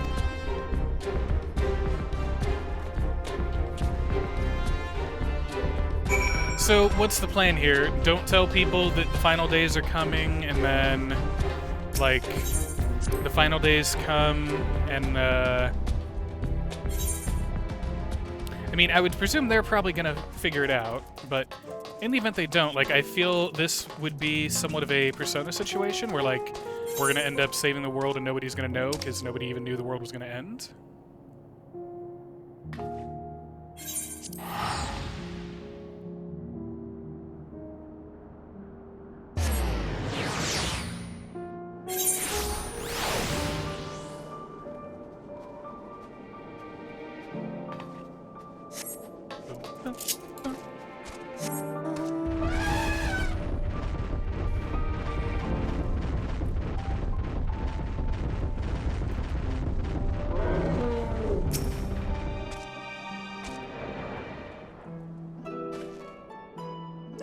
It's good to see you all again. No worse for your lunar adventure, I hope. We've done what we can for now, and believe me, we intend to tell you all about it. But before we do, might you tell us what's become of Garlemald in our absence? We succeeded in subduing the Tempered inside the Tower of Babel. We took many alive, but combined with those who are already in our custody, the number requiring care has grown exponentially. The inclement conditions here have made it difficult, if not impossible, to treat them all here, and so we have petitioned the aid of the allied nations. Some are, understandably, hesitant to proffer assistance, particularly those that were but recently subject to imperial occupation. That said, several others have agreed to grant them refuge for treatment. With the assistance of your fellow scions, we endeavor to see them safely transported and subsequently cured of their tempering. Will the Tempered be relocated? Not at all, no. We have sufficient shelter to attend to those whose treatment has begun, and enough healers have volunteered to remain until their patients have recovered. Julius is one such patient, though he is not yet fit to receive visitors. Truth be told, it was a miracle he and those in his company were not harmed in the chaos. If not for Alphino and Alize's timely assistance, I dare say none of them would be with us today.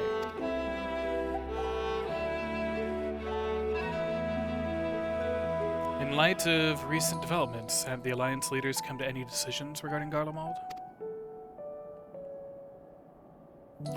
Given the tremendous ramifications of what has happened here, it will take time to determine what must be done. In the meantime, they intend to work with the Eastern Alliance to keep a close watch over the provinces. We have other news to share. Shortly after Anima was defeated, we received reports that each and every tower has vanished. For a mercy, the process was apparently not quite as violent as that you experienced in Thavner. Those who were trapped within them have been rescued and are receiving treatment. To hasten this endeavor, the beast tribes have received instruction in the magics needed to cure temperate. Master Matoya is no doubt thrilled the Mother Porksea affords her so many visitors. Yes, we are grateful for her ongoing efforts, as well as those of our comrades near and far. As for the contingent, several of our members have been granted leave to return to their homelands after the transfer of temperate has been completed. Lucia and I will remain, along with a small force, to continue offering aid to those here in Garlemald. The Empire may be no more, but there are yet those who call these lands home. I believe that accounts for recent events here. So, what of the moon and the Talaferon?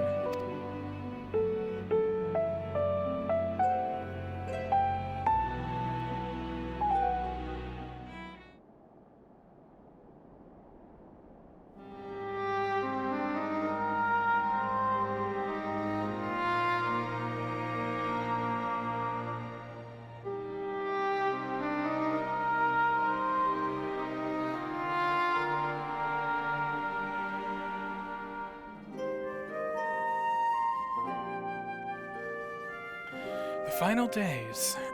Gods, I prayed your victory would mark the end of our troubles.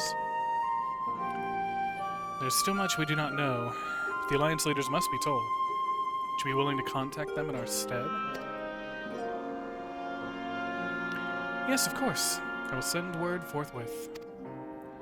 We'll also release your fellow scions from their present duties, that they may return to Charleia. Your energies are better spent finding a means to avert the coming apocalypse. Speaking of your fellow scions, you'll be happy to hear that Mistress Kryal, though still in the Mend, has been moved to the Baltesian Annex and given into Tataru's care. Thank you. I look forward to seeing them both upon our return. Let us be on our way, then. One last thing, if I may. After your confrontation with Zodiac, you said Xenos took his leave. In all likelihood, he has returned here to Garlemald. I have a mind to dispatch scouts to try and ascertain his whereabouts, but first wish to ask if you believe there is merit in doing so.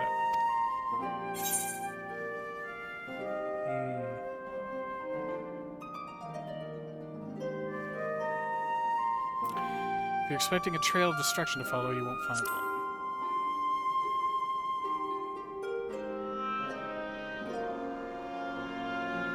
Aye, you are the only foe he considers worthy. And even if my men found him, who but you could even hope to bring low that monster? Pray forget I entertained the notion. While on the subject of Xenos, the 10th Legion has made an official proclamation. They denounce the Crown Prince and condemn his role in the Empire's downfall. His very title has become a source of shame among his former subjects, and its continued use serves only to hinder relations with foreign nations. For this reason, he has been declared as Xenos Viator Galvus, outcast and enemy of Garlemald.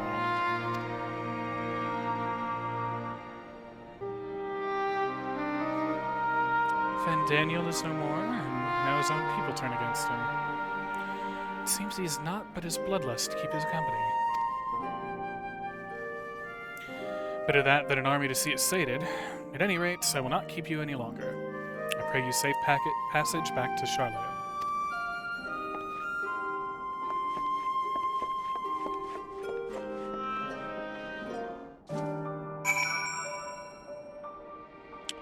right.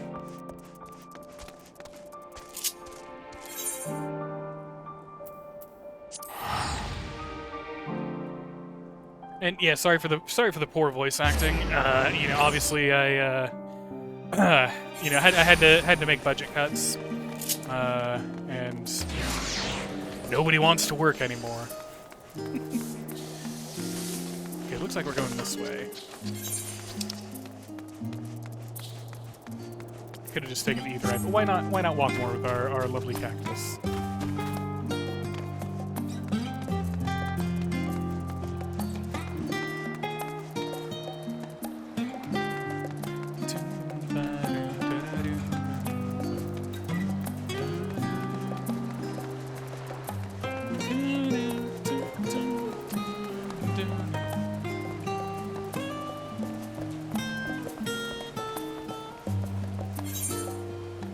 I just walked way past it. Okay.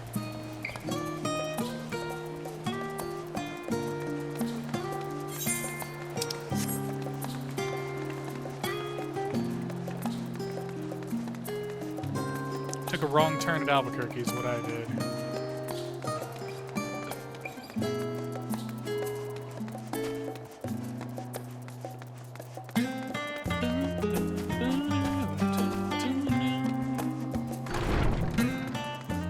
Various.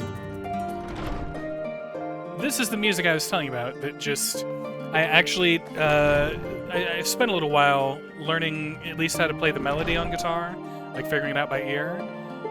Cause I don't know why, but it just grooves. It just has such a drive and a groove to it.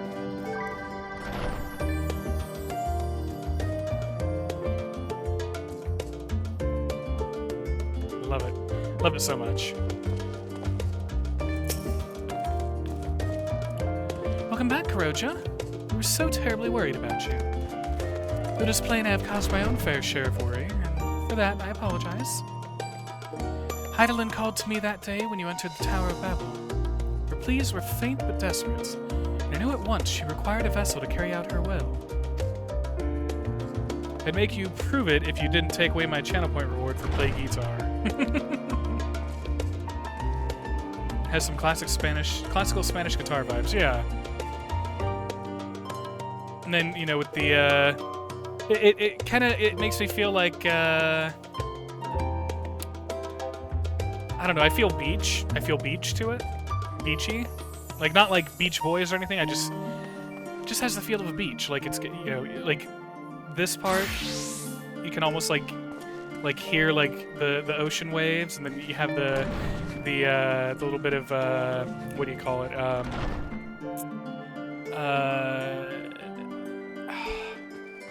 I don't think it's a bongo. I want to say it's a djembe, but it could be a bongo. Not sure. It's got some kind of hand drum, but I'm not sure which one.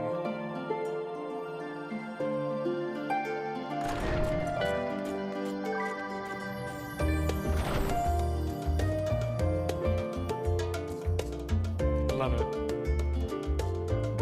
Just so groovy. I would make this my wake up tone to my phone, but I probably wouldn't wake up. I just have happier dreams would be all. What came after feels like a dream barely remembered. My body flowing through the life stream toward Garlemald. When I regained consciousness, I was all aches and frostbite, exhausted of ether. So exhausted, in fact, I could only laugh. For it was in that moment I understood Raha's wariness from the Tower of Zot. Would that I could laugh at a time like this. Though we prevented Zodiark from being unleashed upon the world, I'm curious to know what else took place there on the moon. Ah. Perhaps we should wait for the others to join us before you give your accounts. Let us reconvene in the main hall once they've arrived. Oh, and since we're in a city-state... So, okay, I'm gonna keep the shoes. Like, well, I mean, not in this outfit in particular, but those shoes are definitely going to go into my armoire because those are pretty snazzy. They have a lot of color possibilities to them. But for now, we're going to go back to our classic Astrologian outfits. So I put a lot of thought and effort into this one, and I'm pretty happy with it. Although I need to see here.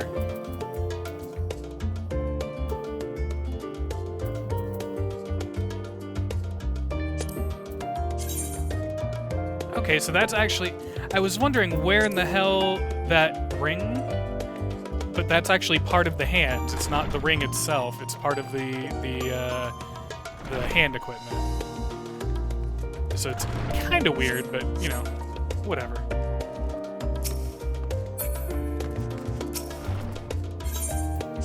All right, are we in for a big cutscene, a big voiced one, so I can finish the other half of my pizza here?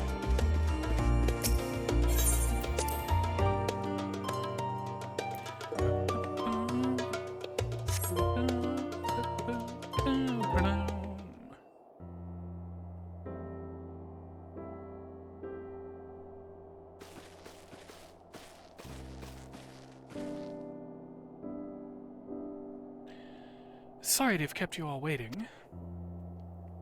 Not at all. We understand you've been quite busy. Will Rion J be joining us? Duty keeps him away, I'm afraid, though Kuroja can explain why better than I.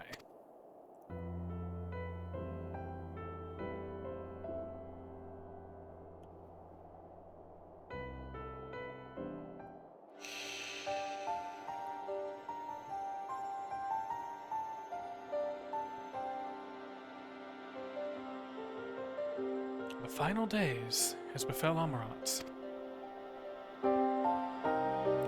And we had to escape via the moon? What of the source and its reflections? I've no intention of standing by while the world falls to ruin. So how do we stop this? Unfortunately, we have no answers at present. The celestial currents have grown stagnant, as was the case in the time of Amaranth. The solution would be to alter the flow of ether throughout the entirety of the star. If the ancients accomplished this by summoning Zodiark, sacrificing half of the star's population in the doing. But it should go without saying that such a sacrifice must not, and cannot, be repeated. Which leaves us with the daunting task of identifying the underlying catalyst for the final days, a feat which even the Amaranthines could not accomplish. Unfortunately, we have found no clues in Mare Lamentorum. There's still much we do not know about the catastrophe itself, let alone what may have caused it. The final days are marked by the corruption of the Amaranthines' creation magics, but we command no such power, which invites the question, what havoc is in store for us?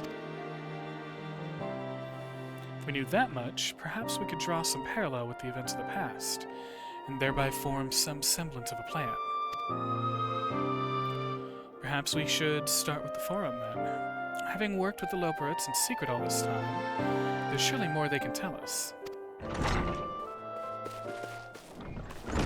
Forgive the interruption, but I have urgent news. The Forum is holding a public assembly in the plaza outside. Some sort of announcement. What is Father up to now? It's only one way to find out.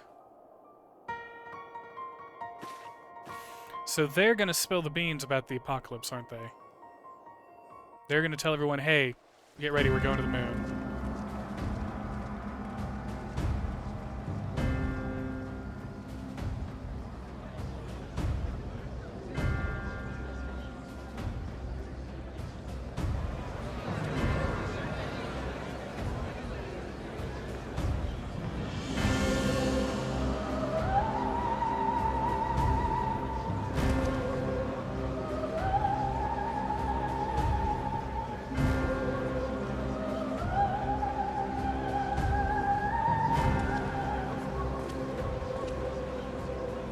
Order! Order, I say!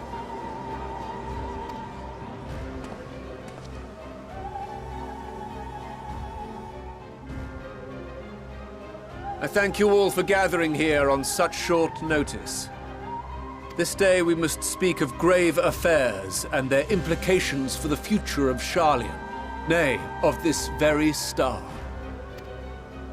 Said affairs concern all citizens, and so we have called for a public assembly.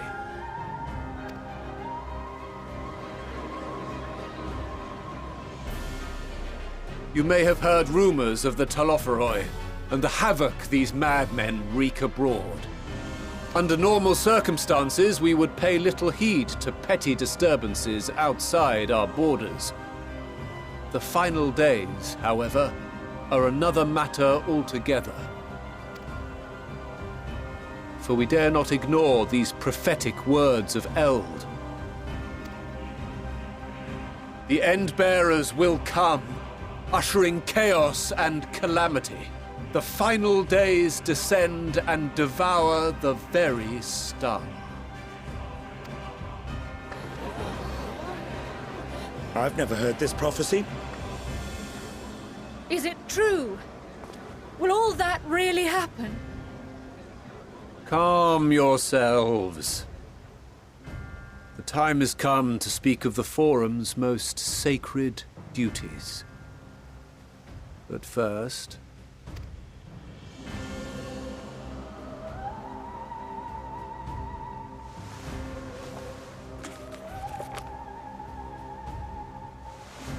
Give voice to the voiceless. Let bindings be unbound. By unanimous decree, I declare the enchantment broken.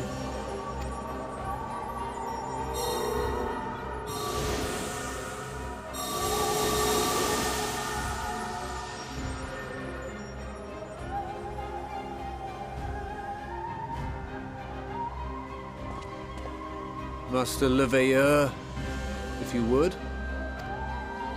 Very well.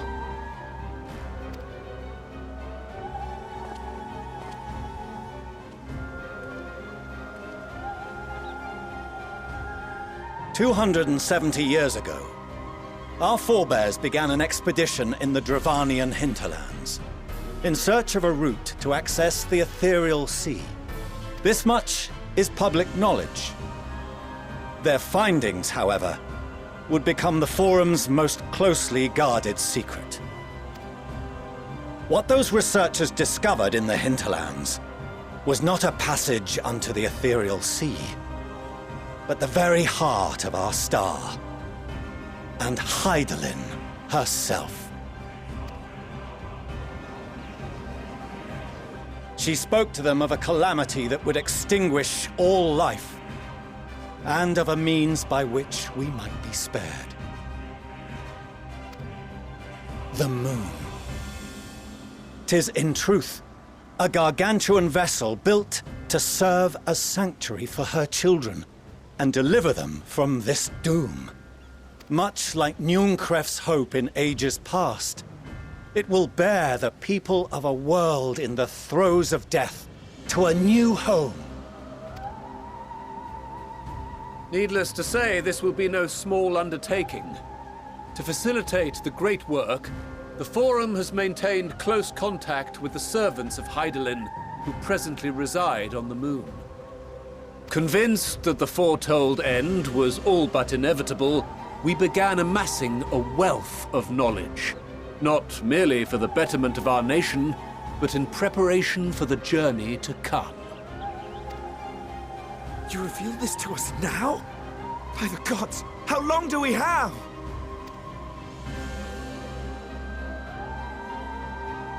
While we cannot say with certainty, we believe the hour to be nigh. We received a transmission from the moon suggesting as much not long ago. Which is why we must in earnest begin preparations for the Great Exodus. For his impressive contributions, and the leadership he demonstrated during our withdrawal from Dravania, we have elected Master Leveilleur to oversee this initiative.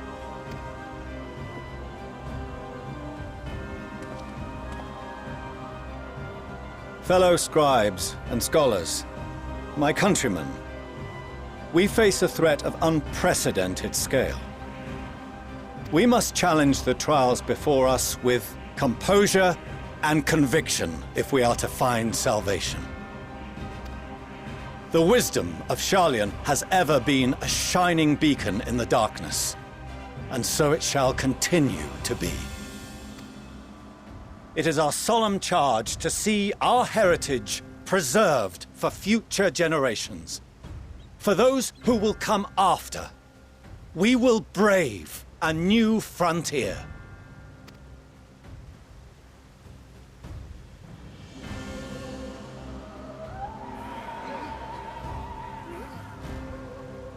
Administrative edicts will be relayed to all major institutions ere long. In the meantime, carry on with your duties. With that, I hereby call this assembly to a close.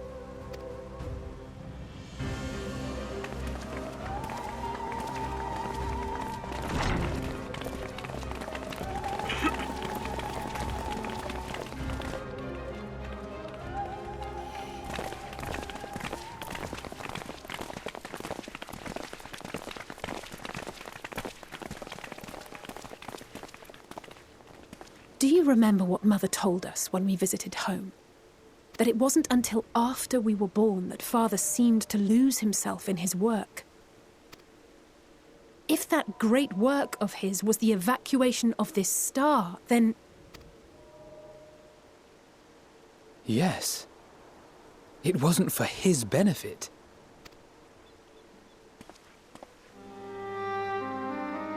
Would you mind waiting here a moment? I wish to speak with Father before we leave.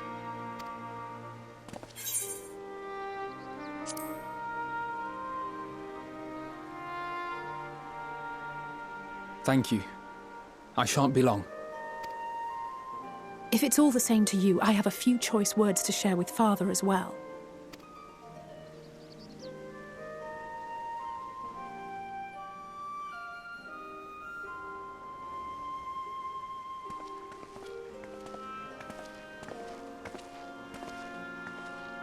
So, come to call us cowards and bid us join your fruitless battle against the inevitable.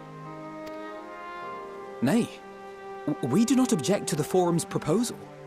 On the contrary, those who wish to flee have every right to do so. Urianger is cooperating with your associates on the moon to ensure that all is ready should evacuation be our only recourse.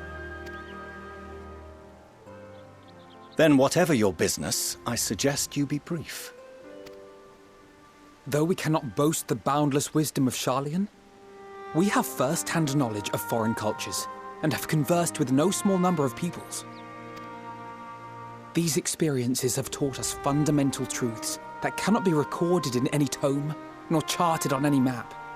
The beating heart of this planet is its people, many of whom would give anything, even their lives, to protect the lands they love. Many may choose to join you in the end. But what of those unwilling or unable, for whom escape will never be an option? What would you have them do? To ignore the plight of those one might conceivably save is not wisdom, Father. It is indolence. This is why we choose to fight. We'll not ask for your understanding, Father. Only that you don't turn a blind eye to the good we have done. That we can still do. We're not children in need of protection. Hold fast to your principles and let the world burn if it please. But we believe there is still another way. And if there is, we will find it. You see if we don't.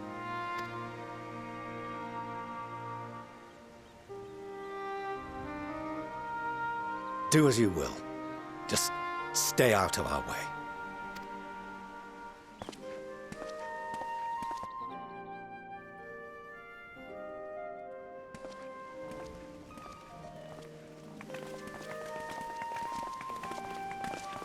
Were he not so consumed with self-righteousness, he might tell you how proud he is of you both. Bold words call for bold action. And there'll be no turning to your father should plans go awry. As if I ever would. So long as there are those who wish to stay and fight for this star, we have to do what we can to help them.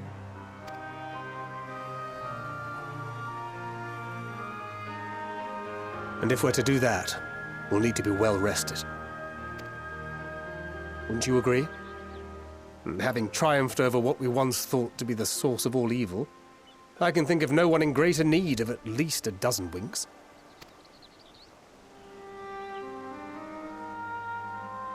Shall we then? To the Annex, to prepare for tomorrow.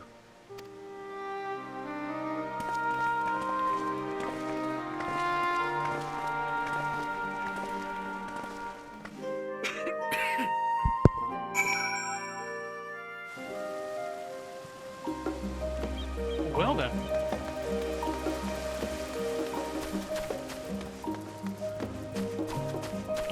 So, new theory, we're going to end up going to the hinterlands to try and find this ethereal seed, to try and figure out what in the hell is throwing it out of whack that's bringing about the final days, presumably.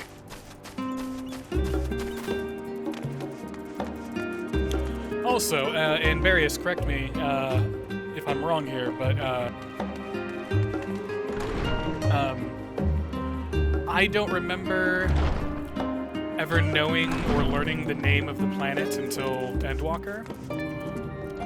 Aetheris is completely new knowledge to me, and maybe it did get brought up before, but I mean, God help me, for the longest time I just thought they called the planet Hydaelyn. I didn't know it was Aetheris. Crowell tells me the Forum made a rather momentous announcement. So there's to be a great exodus, is there? Reminded of my narrow escape from the Isle of Val. The realization, the running, the mixture of relief and regret after. Why me, I asked myself. Why me? Why us? Why now? Why wonder? There's no use fretting over the cosmic morality or lack thereof. We're here, we'll get through this together. And who knows? Maybe my luck will rub off and grant everyone a narrow escape. There's no harm in praying for as much. But enough of my rambling. I'm sure you're exhausted. The chamber awaits.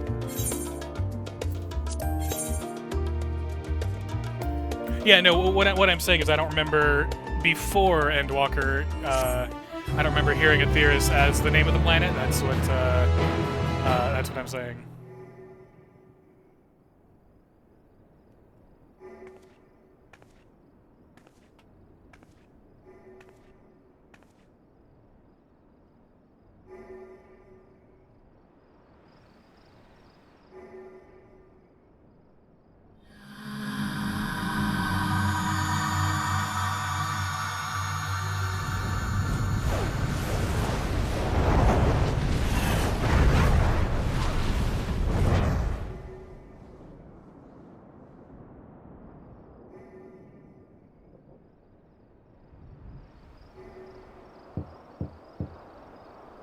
Nothing good ever comes from these visions. A visitor has come knocking at your door. Whoever could it be? I'm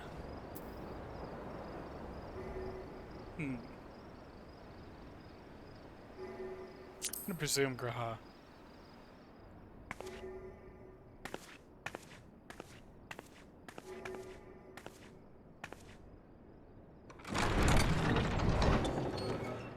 I wonder if your choice doesn't matter. If Apologies. Whoever you pick is who it is. I didn't mean to. If you could spare a moment before bed. Thank you. I fear this may be the last quiet night we have to talk for quite some time.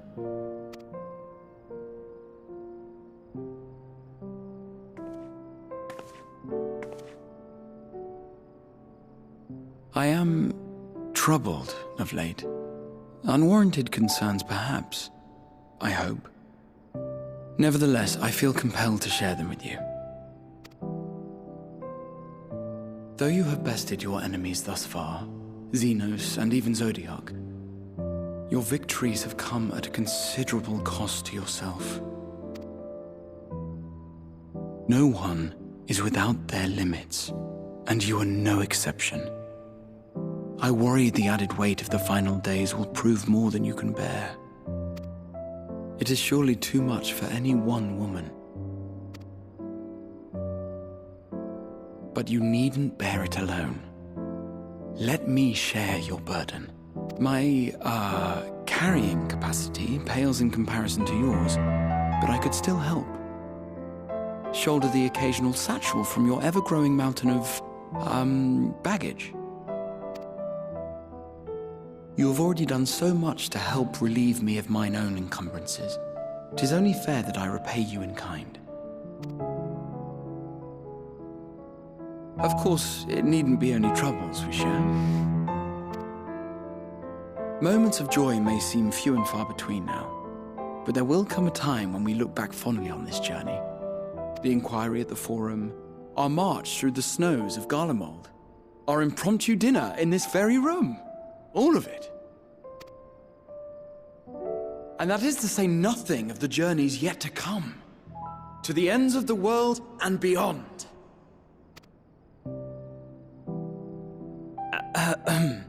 But tomorrow will be no less busy than today, and I've kept you from your rest long enough.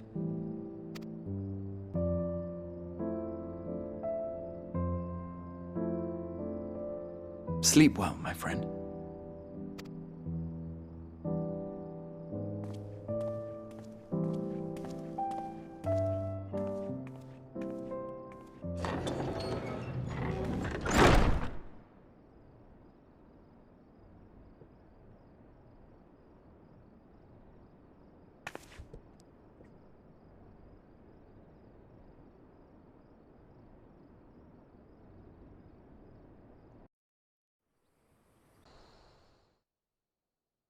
A short while earlier in the Alamegan Quarter.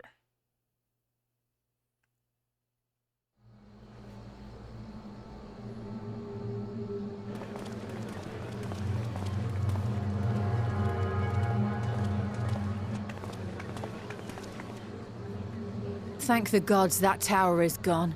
The sight of it was enough to make me sick. Thank the Ilsebar contingent, more like. Word is, they fought their way into Garlemald and toppled the bloody thing themselves. Not just the one, neither. All the towers have up and vanished. Aye, I heard the same. Commander Aldin and his troops helped keep casualties to a minimum, too.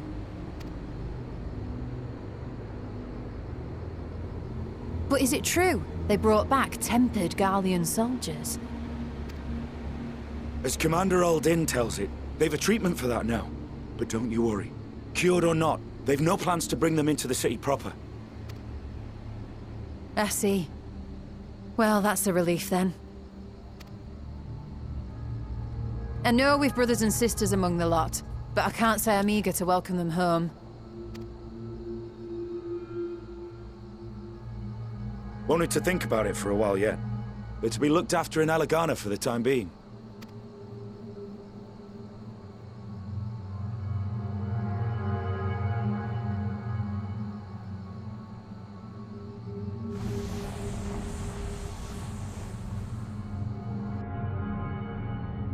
Okay.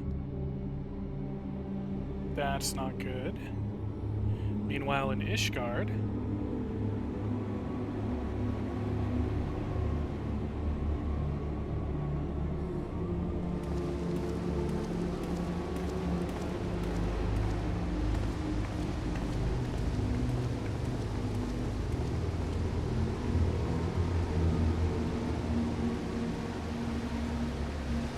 Another day, another commission of paramount importance.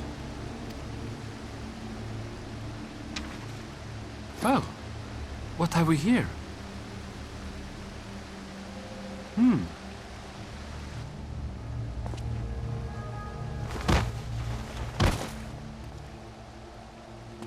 Hey, are you all right?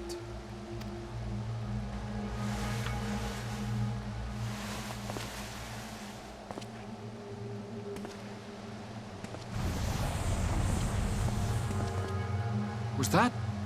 No. The shadows play tricks, nothing more.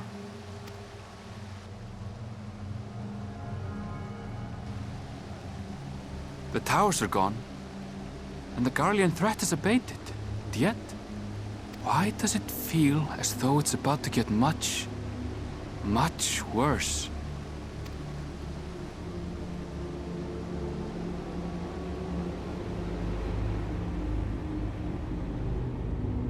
Yeah, this is getting some reunion vibes all over it.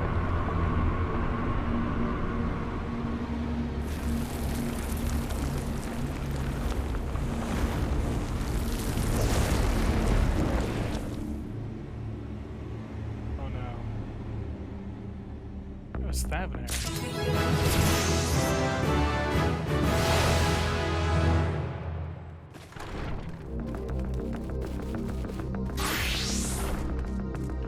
Those Thavnair and the happy beach music is no longer happy beach music.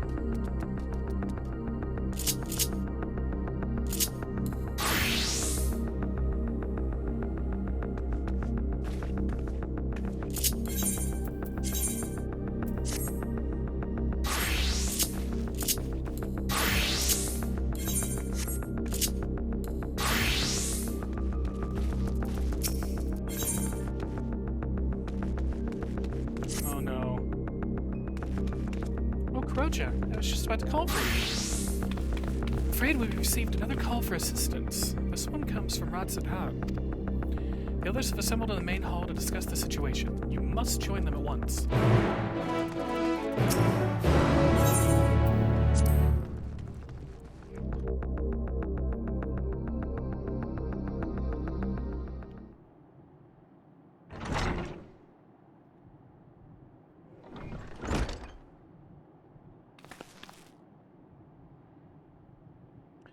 Ah, there you are.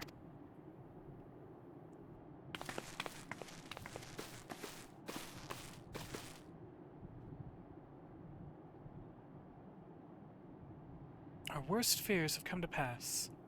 But moments ago, we received grim tidings from our contact in Radzat Han. Vile beasts have appeared as if out of nowhere, becoming one victim after the next. What's more, they say the very sky burns above them.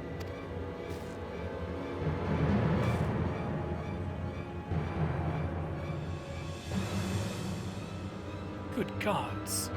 The final day is already upon us? It would appear so. Sadly, that is all the information we have at present.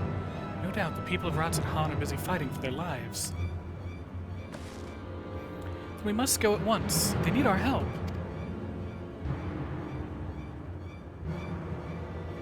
Agreed. Kryl, you'd best remain with here with Tataru, and gather what knowledge you can. We're in no condition for a long journey, I imagine.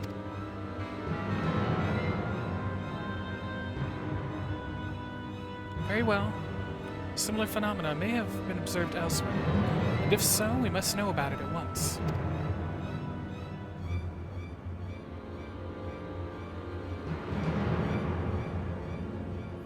Be safe out there, yes? Let us first make for Yedlamad. We must prepare ourselves for what may lie ahead.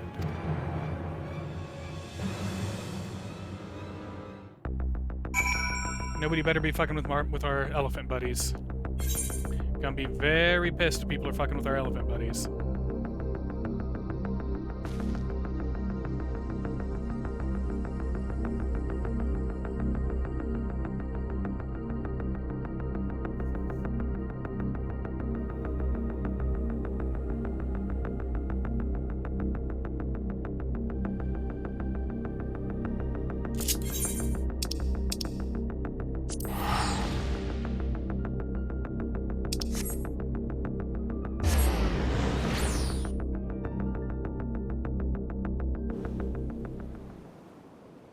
And lo, vile beasts did rise.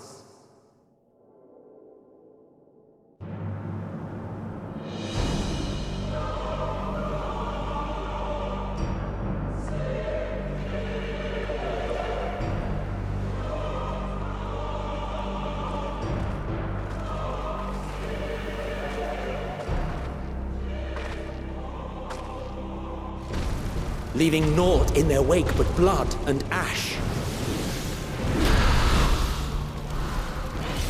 Sun scorches earth and boils seas. And our sins ascend unto the heavens. Three dooms to unmake all we were.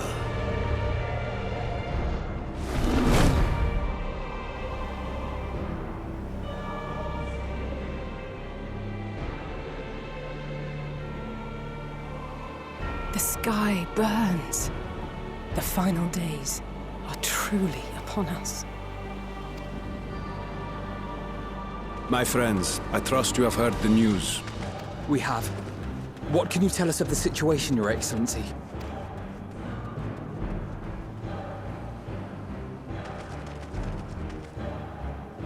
Last night, the Isle was rocked by tremors, and the earth itself cried out. Aloft, the heavens began to burn. From all about, unholy beasts, the likes of which we had never seen, came forth in fury and rage. No. To say they came forth would be inexact. The people of Radzat-Han themselves transformed into these baleful fiends.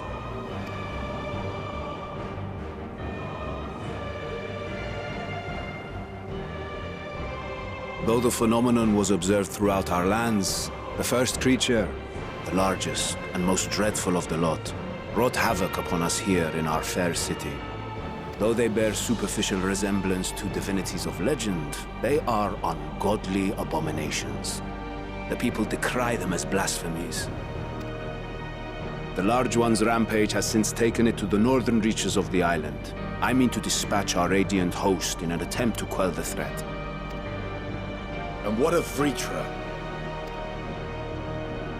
Vritra too makes for the north of his own accord, and yet he knows the blasphemy and its minions were but yesterday his beloved people.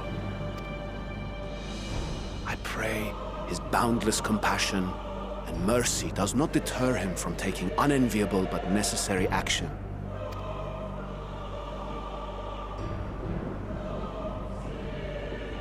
Understood. I ask that you allow us to aid you in quelling this threat. You would risk your lives to help us yet again? I have no words to express my gratitude. Our regiments approach the north from several directions, with a number of units set to depart from the docks of Yedlamad. They will make landfall in an area of dense jungle, where one can expect to encounter dangers even beyond the fell beasts we hunt.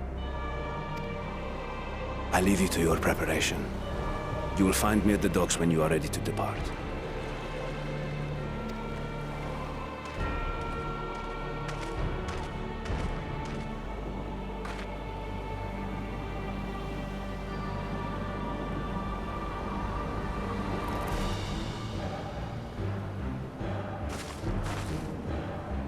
We're as prepared as we'll ever be.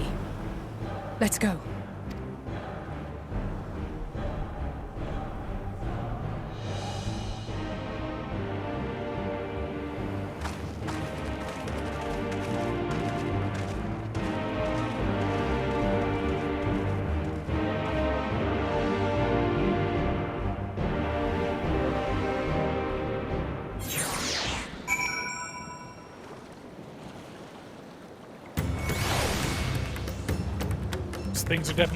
Things are definitely getting hot. No pun intended. Little pun intended. A little bit. Everyone has assembled, yes? I thank you for lending us your aid in our battle against the blasphemy. Let us review our plan of attack. I would have you board this boat and circle around to the north side of the island. There you will find a dense jungle we call Vanaspati. It is a sacred wood, home to many temples and a number of villages. Vritra and the Radiant Host have gone there ahead of us. I ask that you join me and do all in your power to destroy this blasphemy.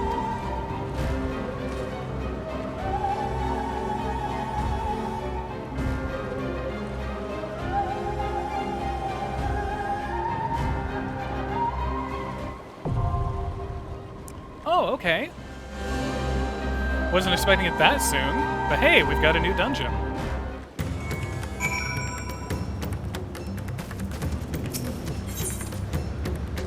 And I am at level for it, too.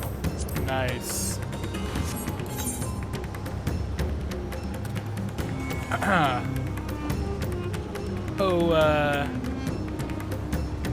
anybody in chat who might want to to join in this dungeon run, maybe? Potentially, possibly.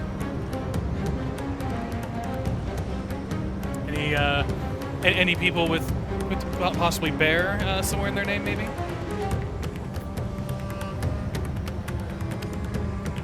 Oh, okay. Always on it. Good. Cool. All right.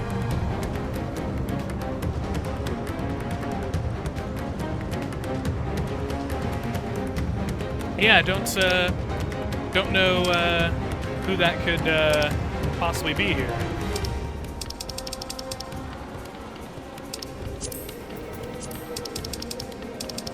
Just gonna send a random party invite to a friend of mine that's online, see if maybe they want to join in. Oh look, a friend wants to join in. How about that?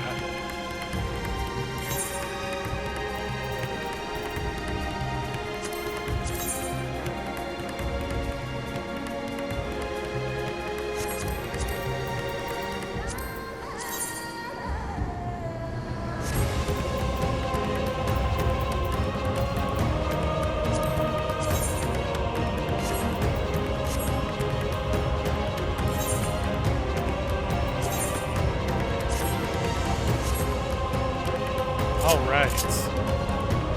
The internet works in mysterious ways. It does sometimes, doesn't it? Ooh, and Various is going in as a healer. I don't know if I've ever run anything with you as a healer, Various. Maybe I have, but it doesn't come to mind. Various is just jumping on a healer so he can pat me before he reses me. The skies over Thabner are aflame, and panic spreads to the populace like wildfire. One by one, the civilians are twisted into grotesque fiends, hell's bent on slaughtering everything in sight. The deadliest of these creatures leads its newly spawned kin through the jungle, towards a number of smaller settlements, and as such, Iwan has dispatched his radiant host to forestall the carnage. Though Vitra, too, lends his strength to the cause, even that may prove insufficient, and thus do the Scions enter the fray. Oh, okay, so Barry's switching real quick to DPS. Alright. I get it.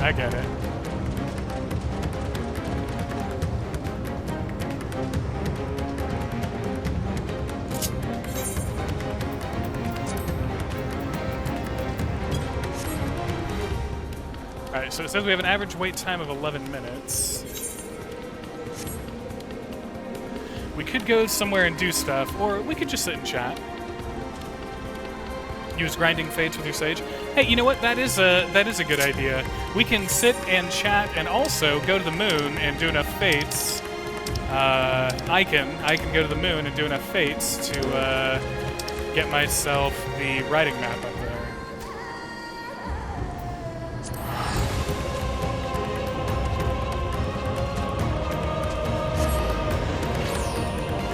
I hope that music we're hearing is the music we're gonna get in the dungeon.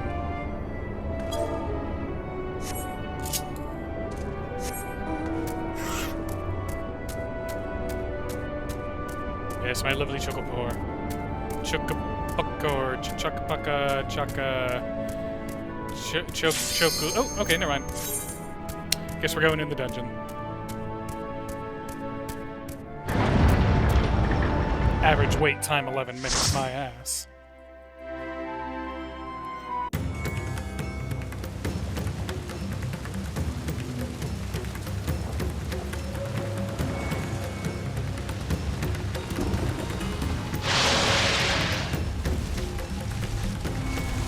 I could say the creature there that's made of many mouths, that one's the most terrifying to me.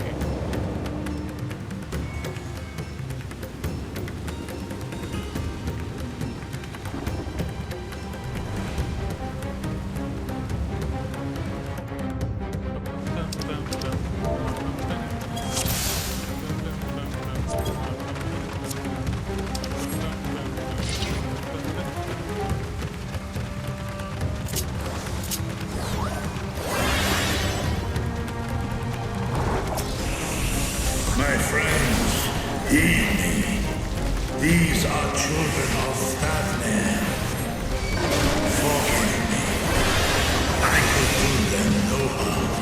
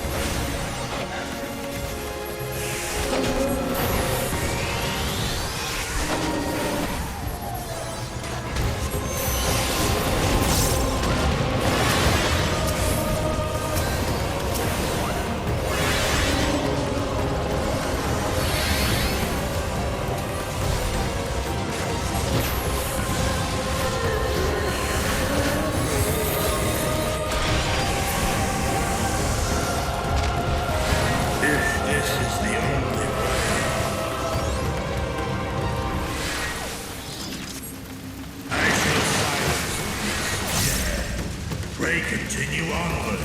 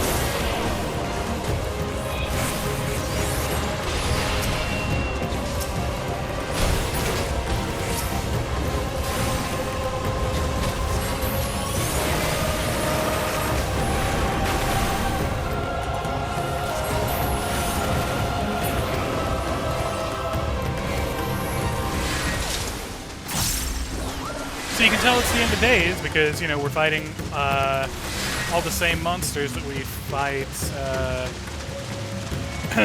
in the dungeon from Shadowbringers that was the recreation of the end of days for Amaran.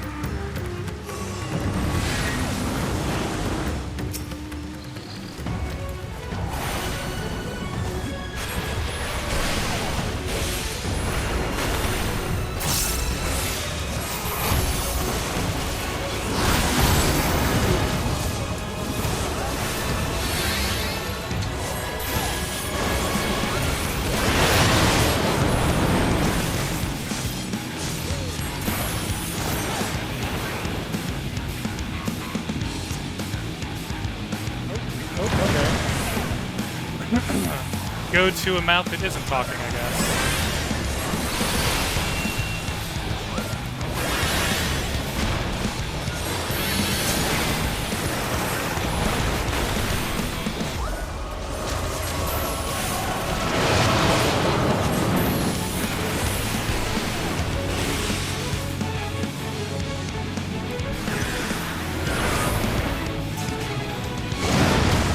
Well, that sucked.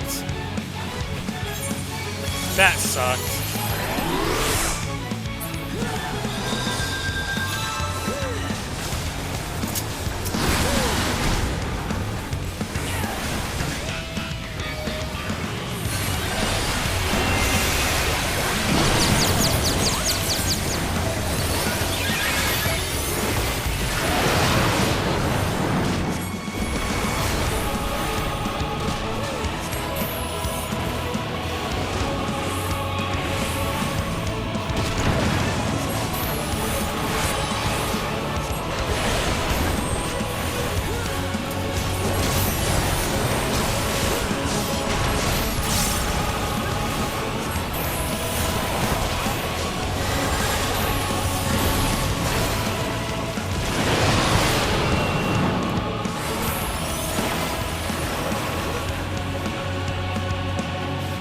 Damn it. Here we go. Okay. Got it.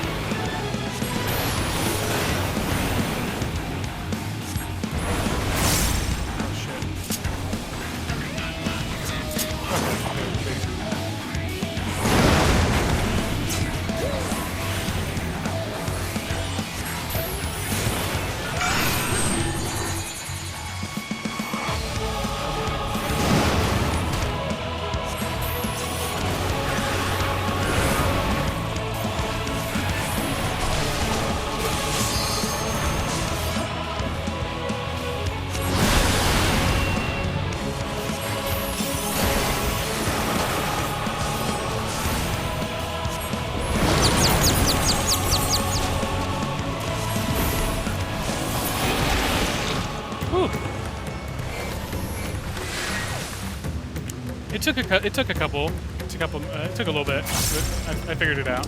I got it.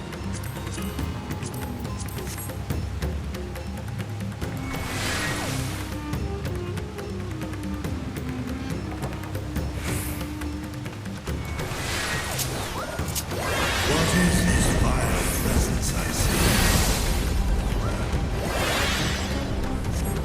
The horde draweth near. Be on your guard.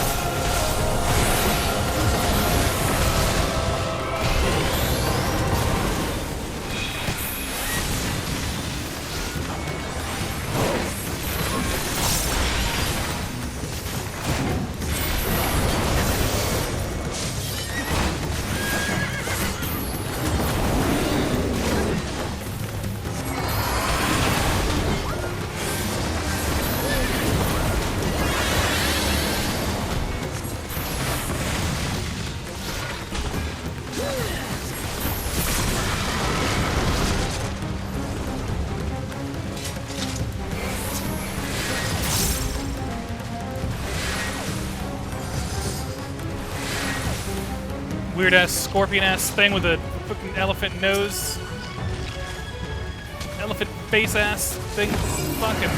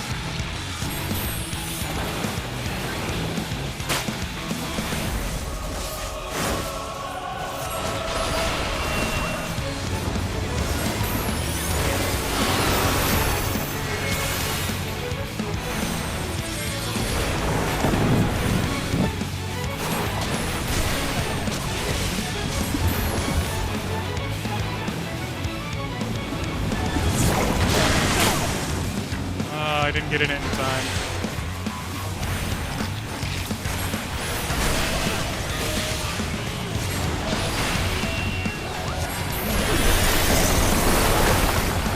And then I got deaded. We're 2 for 2.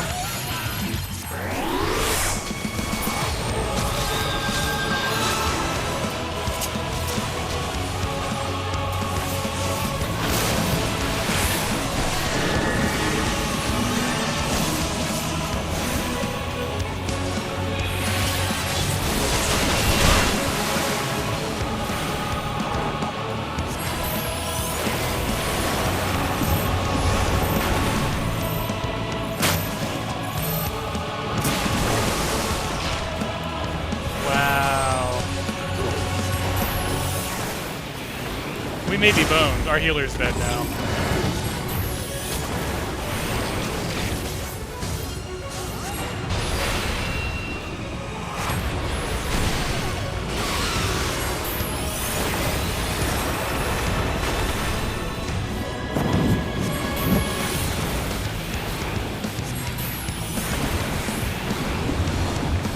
Come on, come on. There we go. God, I'm not getting my rotation at all.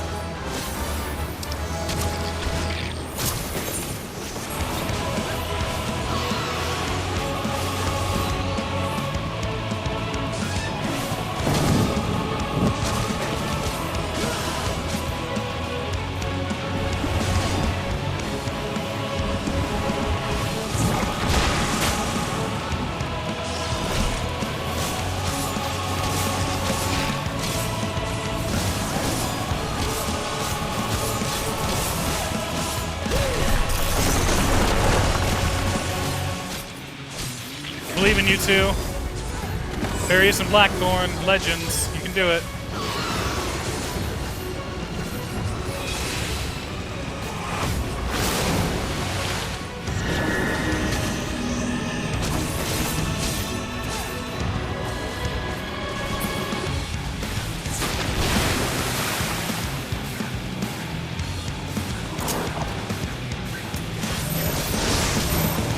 Oh no.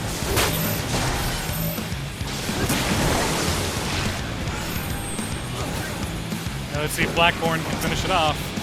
Blackthorn, see if you can do it, bud.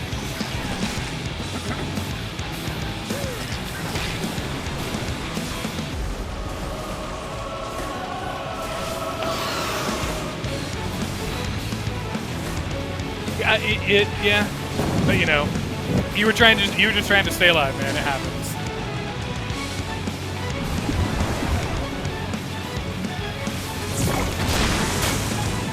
I'm learning with these bubbles that they have a bit of a delay to them, so you want to get up there quick.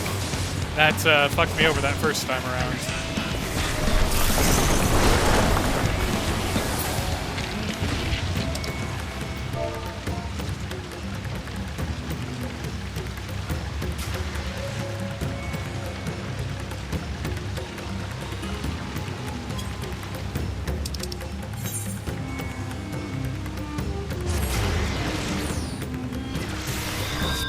Good job, Blackthorn.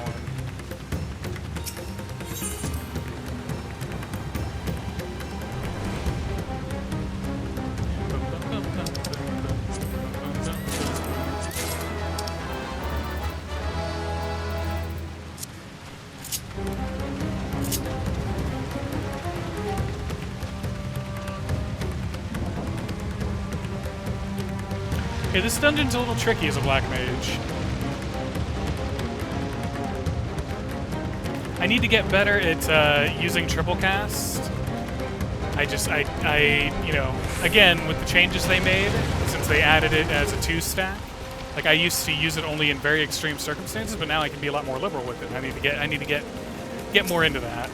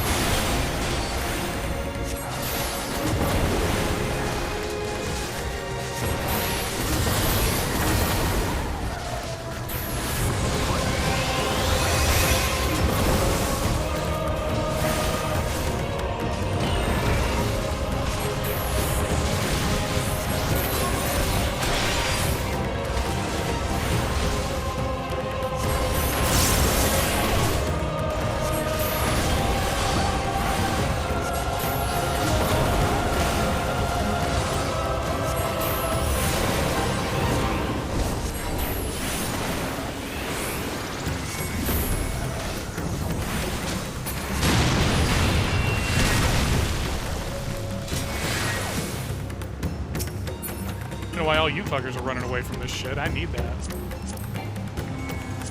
Oh, I can't take that one. Okay.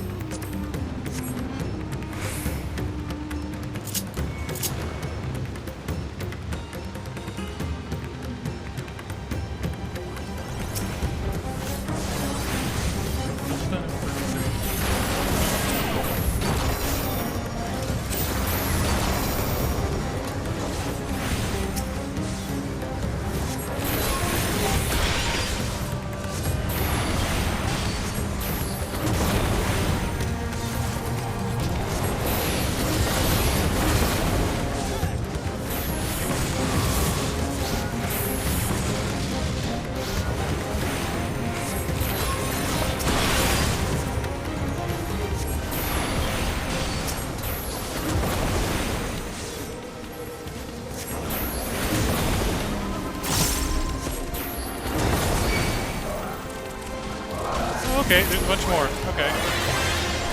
That's no bueno.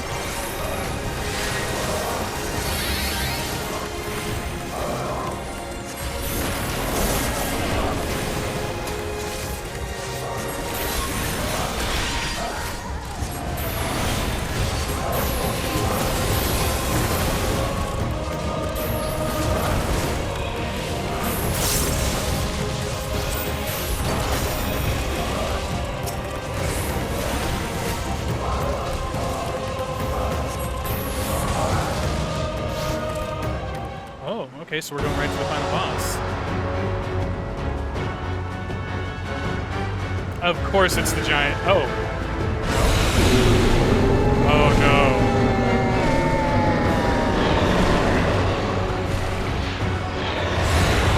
Flying mouth dragon.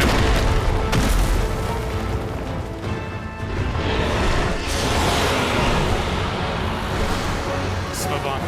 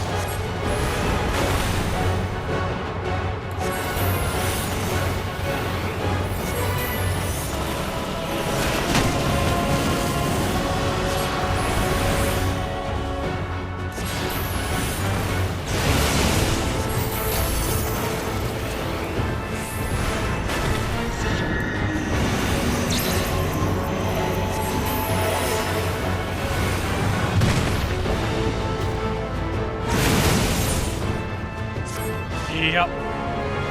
Our healer going down didn't help here. Let's see if Blackthorn is able to take out 36% health here.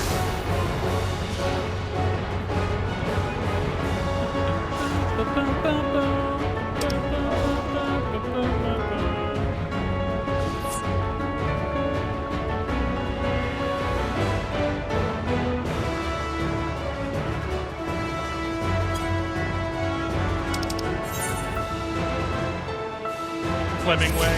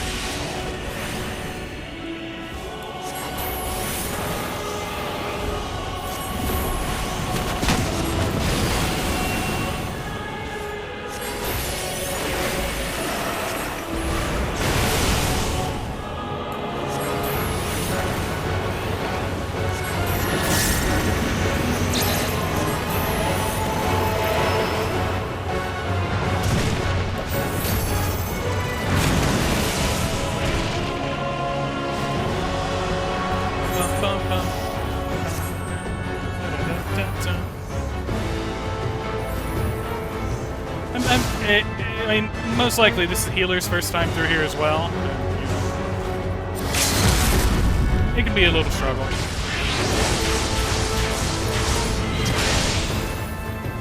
Alright, Barrius took out 5% right there.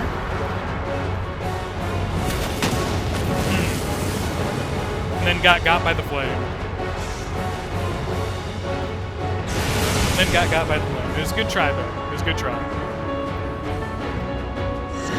Yeah, it's cozy even. It's warm and cozy with all the fire.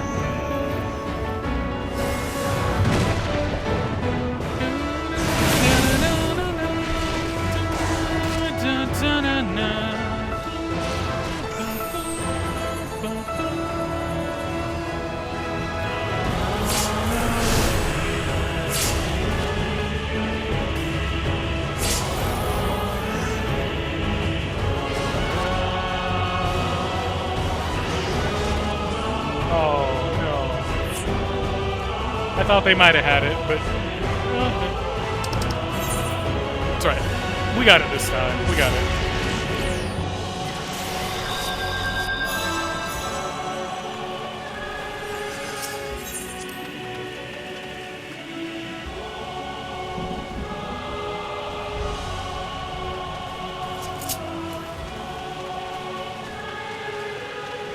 It is the end of days, after all. You know, you got to expect a little bit of death, right?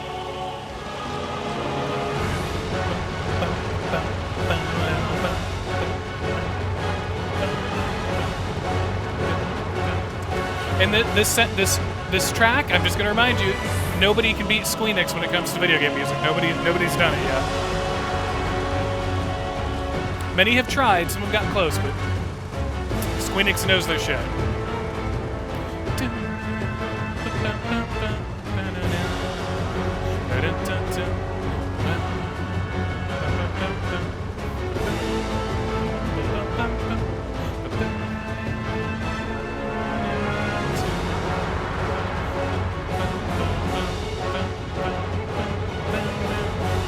See, Barrius has already been through this, so in his mind, Barrius is like, oh, look at these fucking scrubs. Barrius is like, I could have been sitting here eating a whole bowl of Happy Magic right now.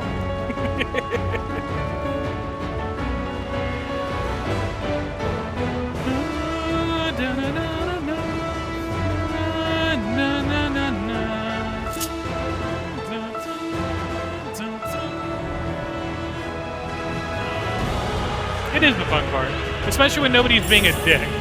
It's fun when nobody's being a dick. When people are being a dick, then it sucks. But when nobody's being a dick and it's people learning together, it's fun.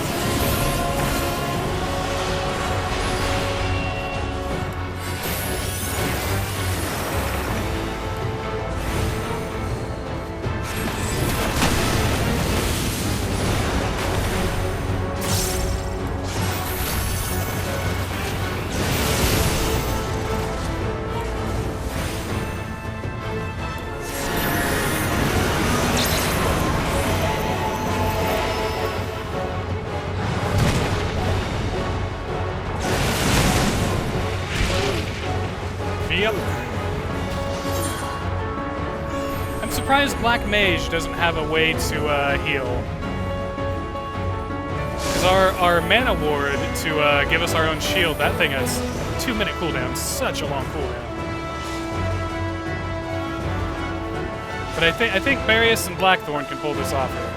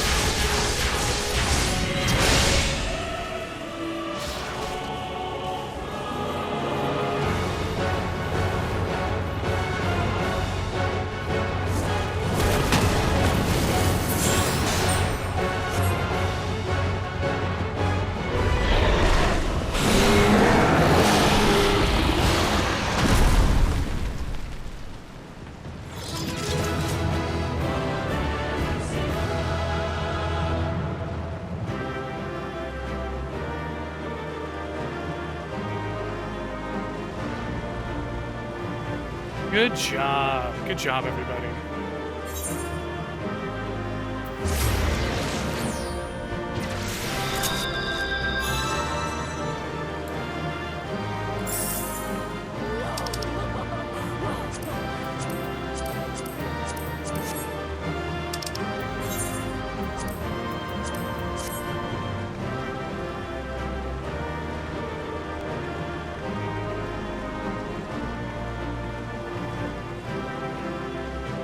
We defeated the giant multi-mouth dragon.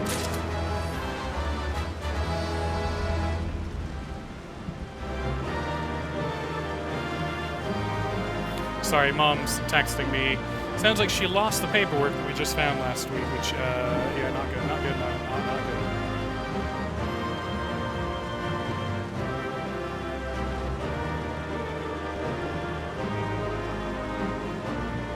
good. Yeah, I feel bad for them. They, you know, they were just getting poor luck, and that was, especially that, yeah, that mechanic there where we've all got our own little damage circles on us, and we're needing to group up for getting shoved away, but then we don't want to get pushed into it. Yeah, that was rough. That was rough. But hopefully they didn't go away in bad spirits.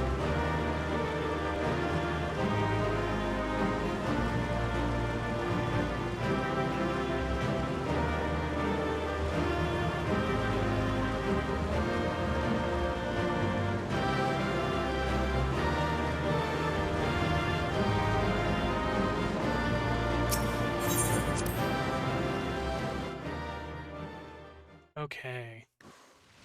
And now I bet it's cutscene time.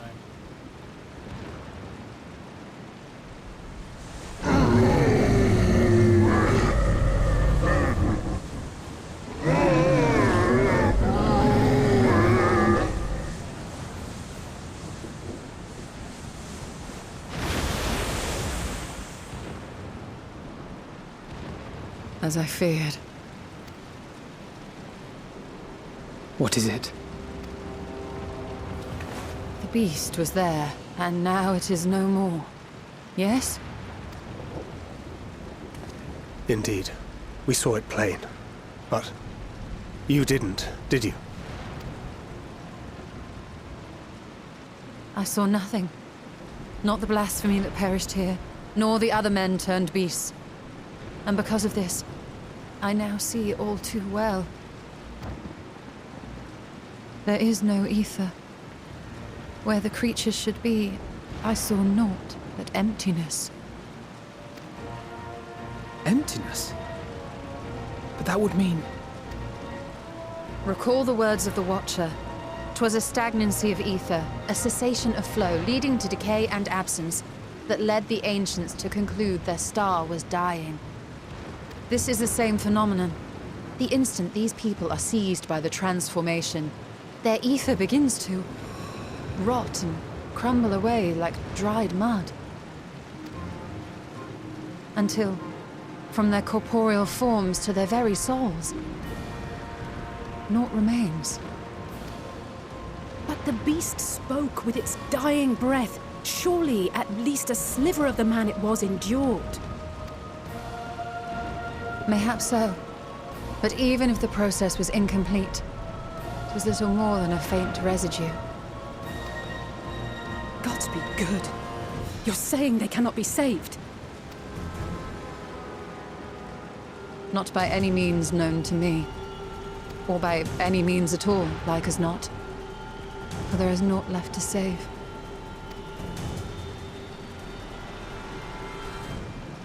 They return not even to the ethereal sea.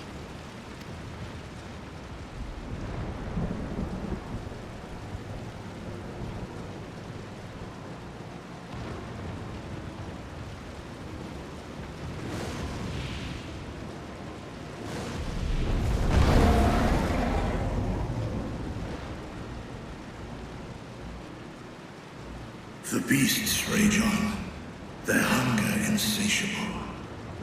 Even deprived of their master, they perpetuate his legacy of hate.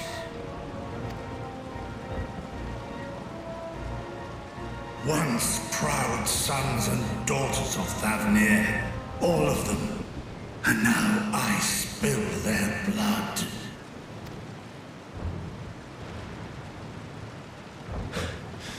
Vitra, my friends, I am heartened to see you safe.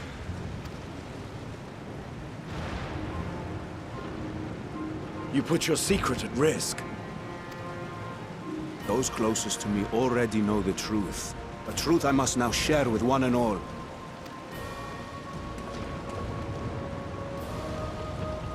Vitra, calamity has come to Radzatan.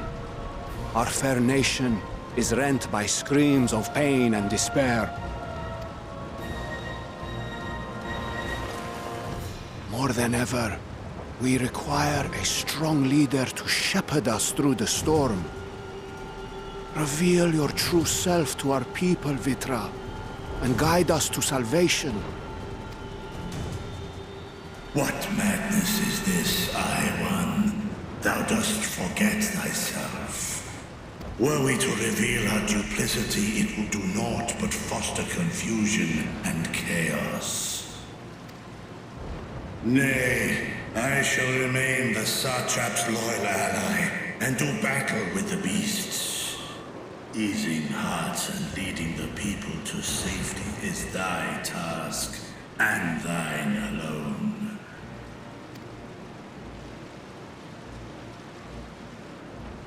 I ask that you remain at Ahewan's side, and render unto him what aid you may. I know not what lies ahead, but without you, Radzatan will not survive.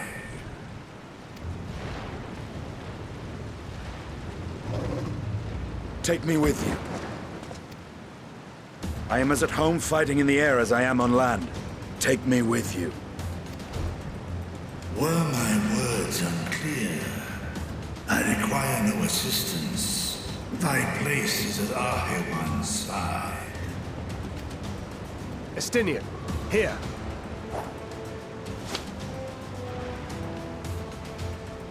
The last thing you ever wanted. A link pearl. We'd gain much from knowing your elevated perspective. And it'll keep you from getting lonely, which I know you loathe. You heard the man. Seems I'm coming with you after all.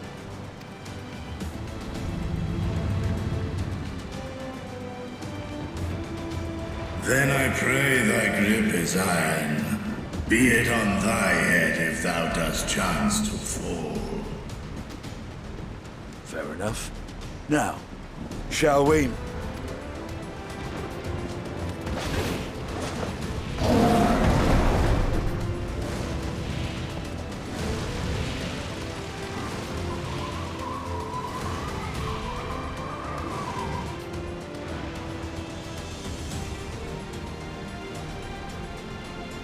I fear it is as Vitra says. We will not survive this on our own.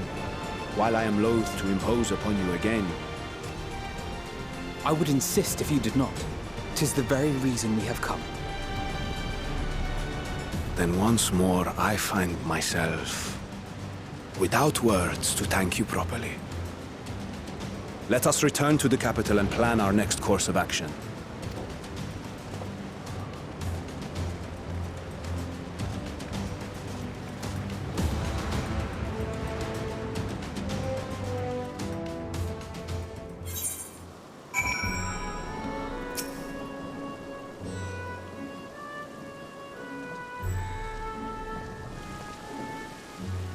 A radiant host has eliminated the immediate threat to the city, though it pains me to know those beasts were once my own people. There's no telling when or where the next transformation might occur. We must remain vigilant and steel ourselves for whatever is yet to come.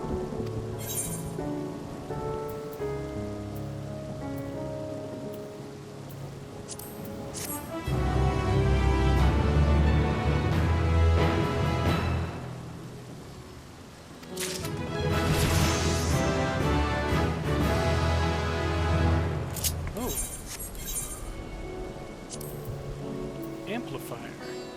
Grants polyglot. Okay. So it gives me a free polyglot. And that came with enhanced Enochian, which boosts the damage output I'm doing.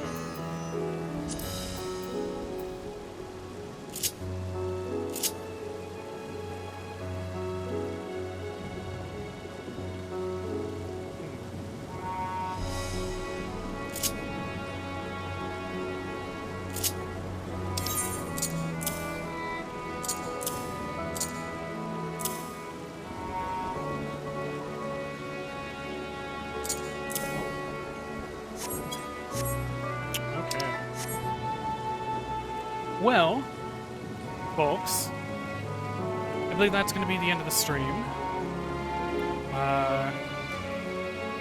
Quite the mood shift. We went from happy fun bunny times to a mother turning into a abomination along with the rest of her family, and we had to kill them all. Quite the mood shift. But, yeah. Not really, I don't even have a theory at this point for what exactly is causing the rotting of ether. I mean, we know Zodiark disappearing is what's making this happen, but that's only because he was kind of a stopgap, kind of a band-aid to halt this when it happened before. So, yeah. I remember several cutscenes we've had throughout the whole of the story where one person or another has pointed out ether currents in various areas weakening. I especially remember in Stormblood, because I remember one of those areas was noted in the steppe. So, yeah. I feel like they've been building up to this for quite some time, but as to what is causing... what's causing this overall, I don't know. You know, this is the expansion when emotional ether got brought into play, and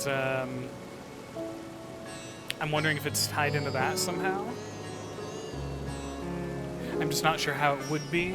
Like, if they were trying to go for an angle of like sadness is killing the planet, I don't see any grounds laid for that, so I can't imagine that's the route they're going. Yeah, I'm not really sure what direction they're going on, but I'm liking it so far. I'm liking the story, and liking the dungeons, liking the music. It's all been good all around. Oh, and our Senora Sabatender has been with us this through it all, holding strong. Here to be dignified to the end. But, yeah, so that's going to be the end of the stream. I hope you guys had fun. I hope it was enjoyable. I hope you had a good time here. We're going to go ahead and raid Audie. We're going to pop in and say hi. We'll be back tomorrow As I mentioned, the plan for tomorrow is near Replicant and maybe Persona. I don't know if we'll toss up between the two or not, but near Replicant for sure. So yeah, again, thank you all so much for coming out. Always, and it's wonderful to see you around again. Granddad, it was wonderful to see you here. Bradbury, always wonderful. Yeah, that's it. So I hope you all have a good Sunday. I hope everything goes well. Since we'll be seeing you always, and I hope you have a good beginning to next week. I hope the week treats you well. Hope you all have a good rest of your nights. And yeah, that's about it. Catch you next time.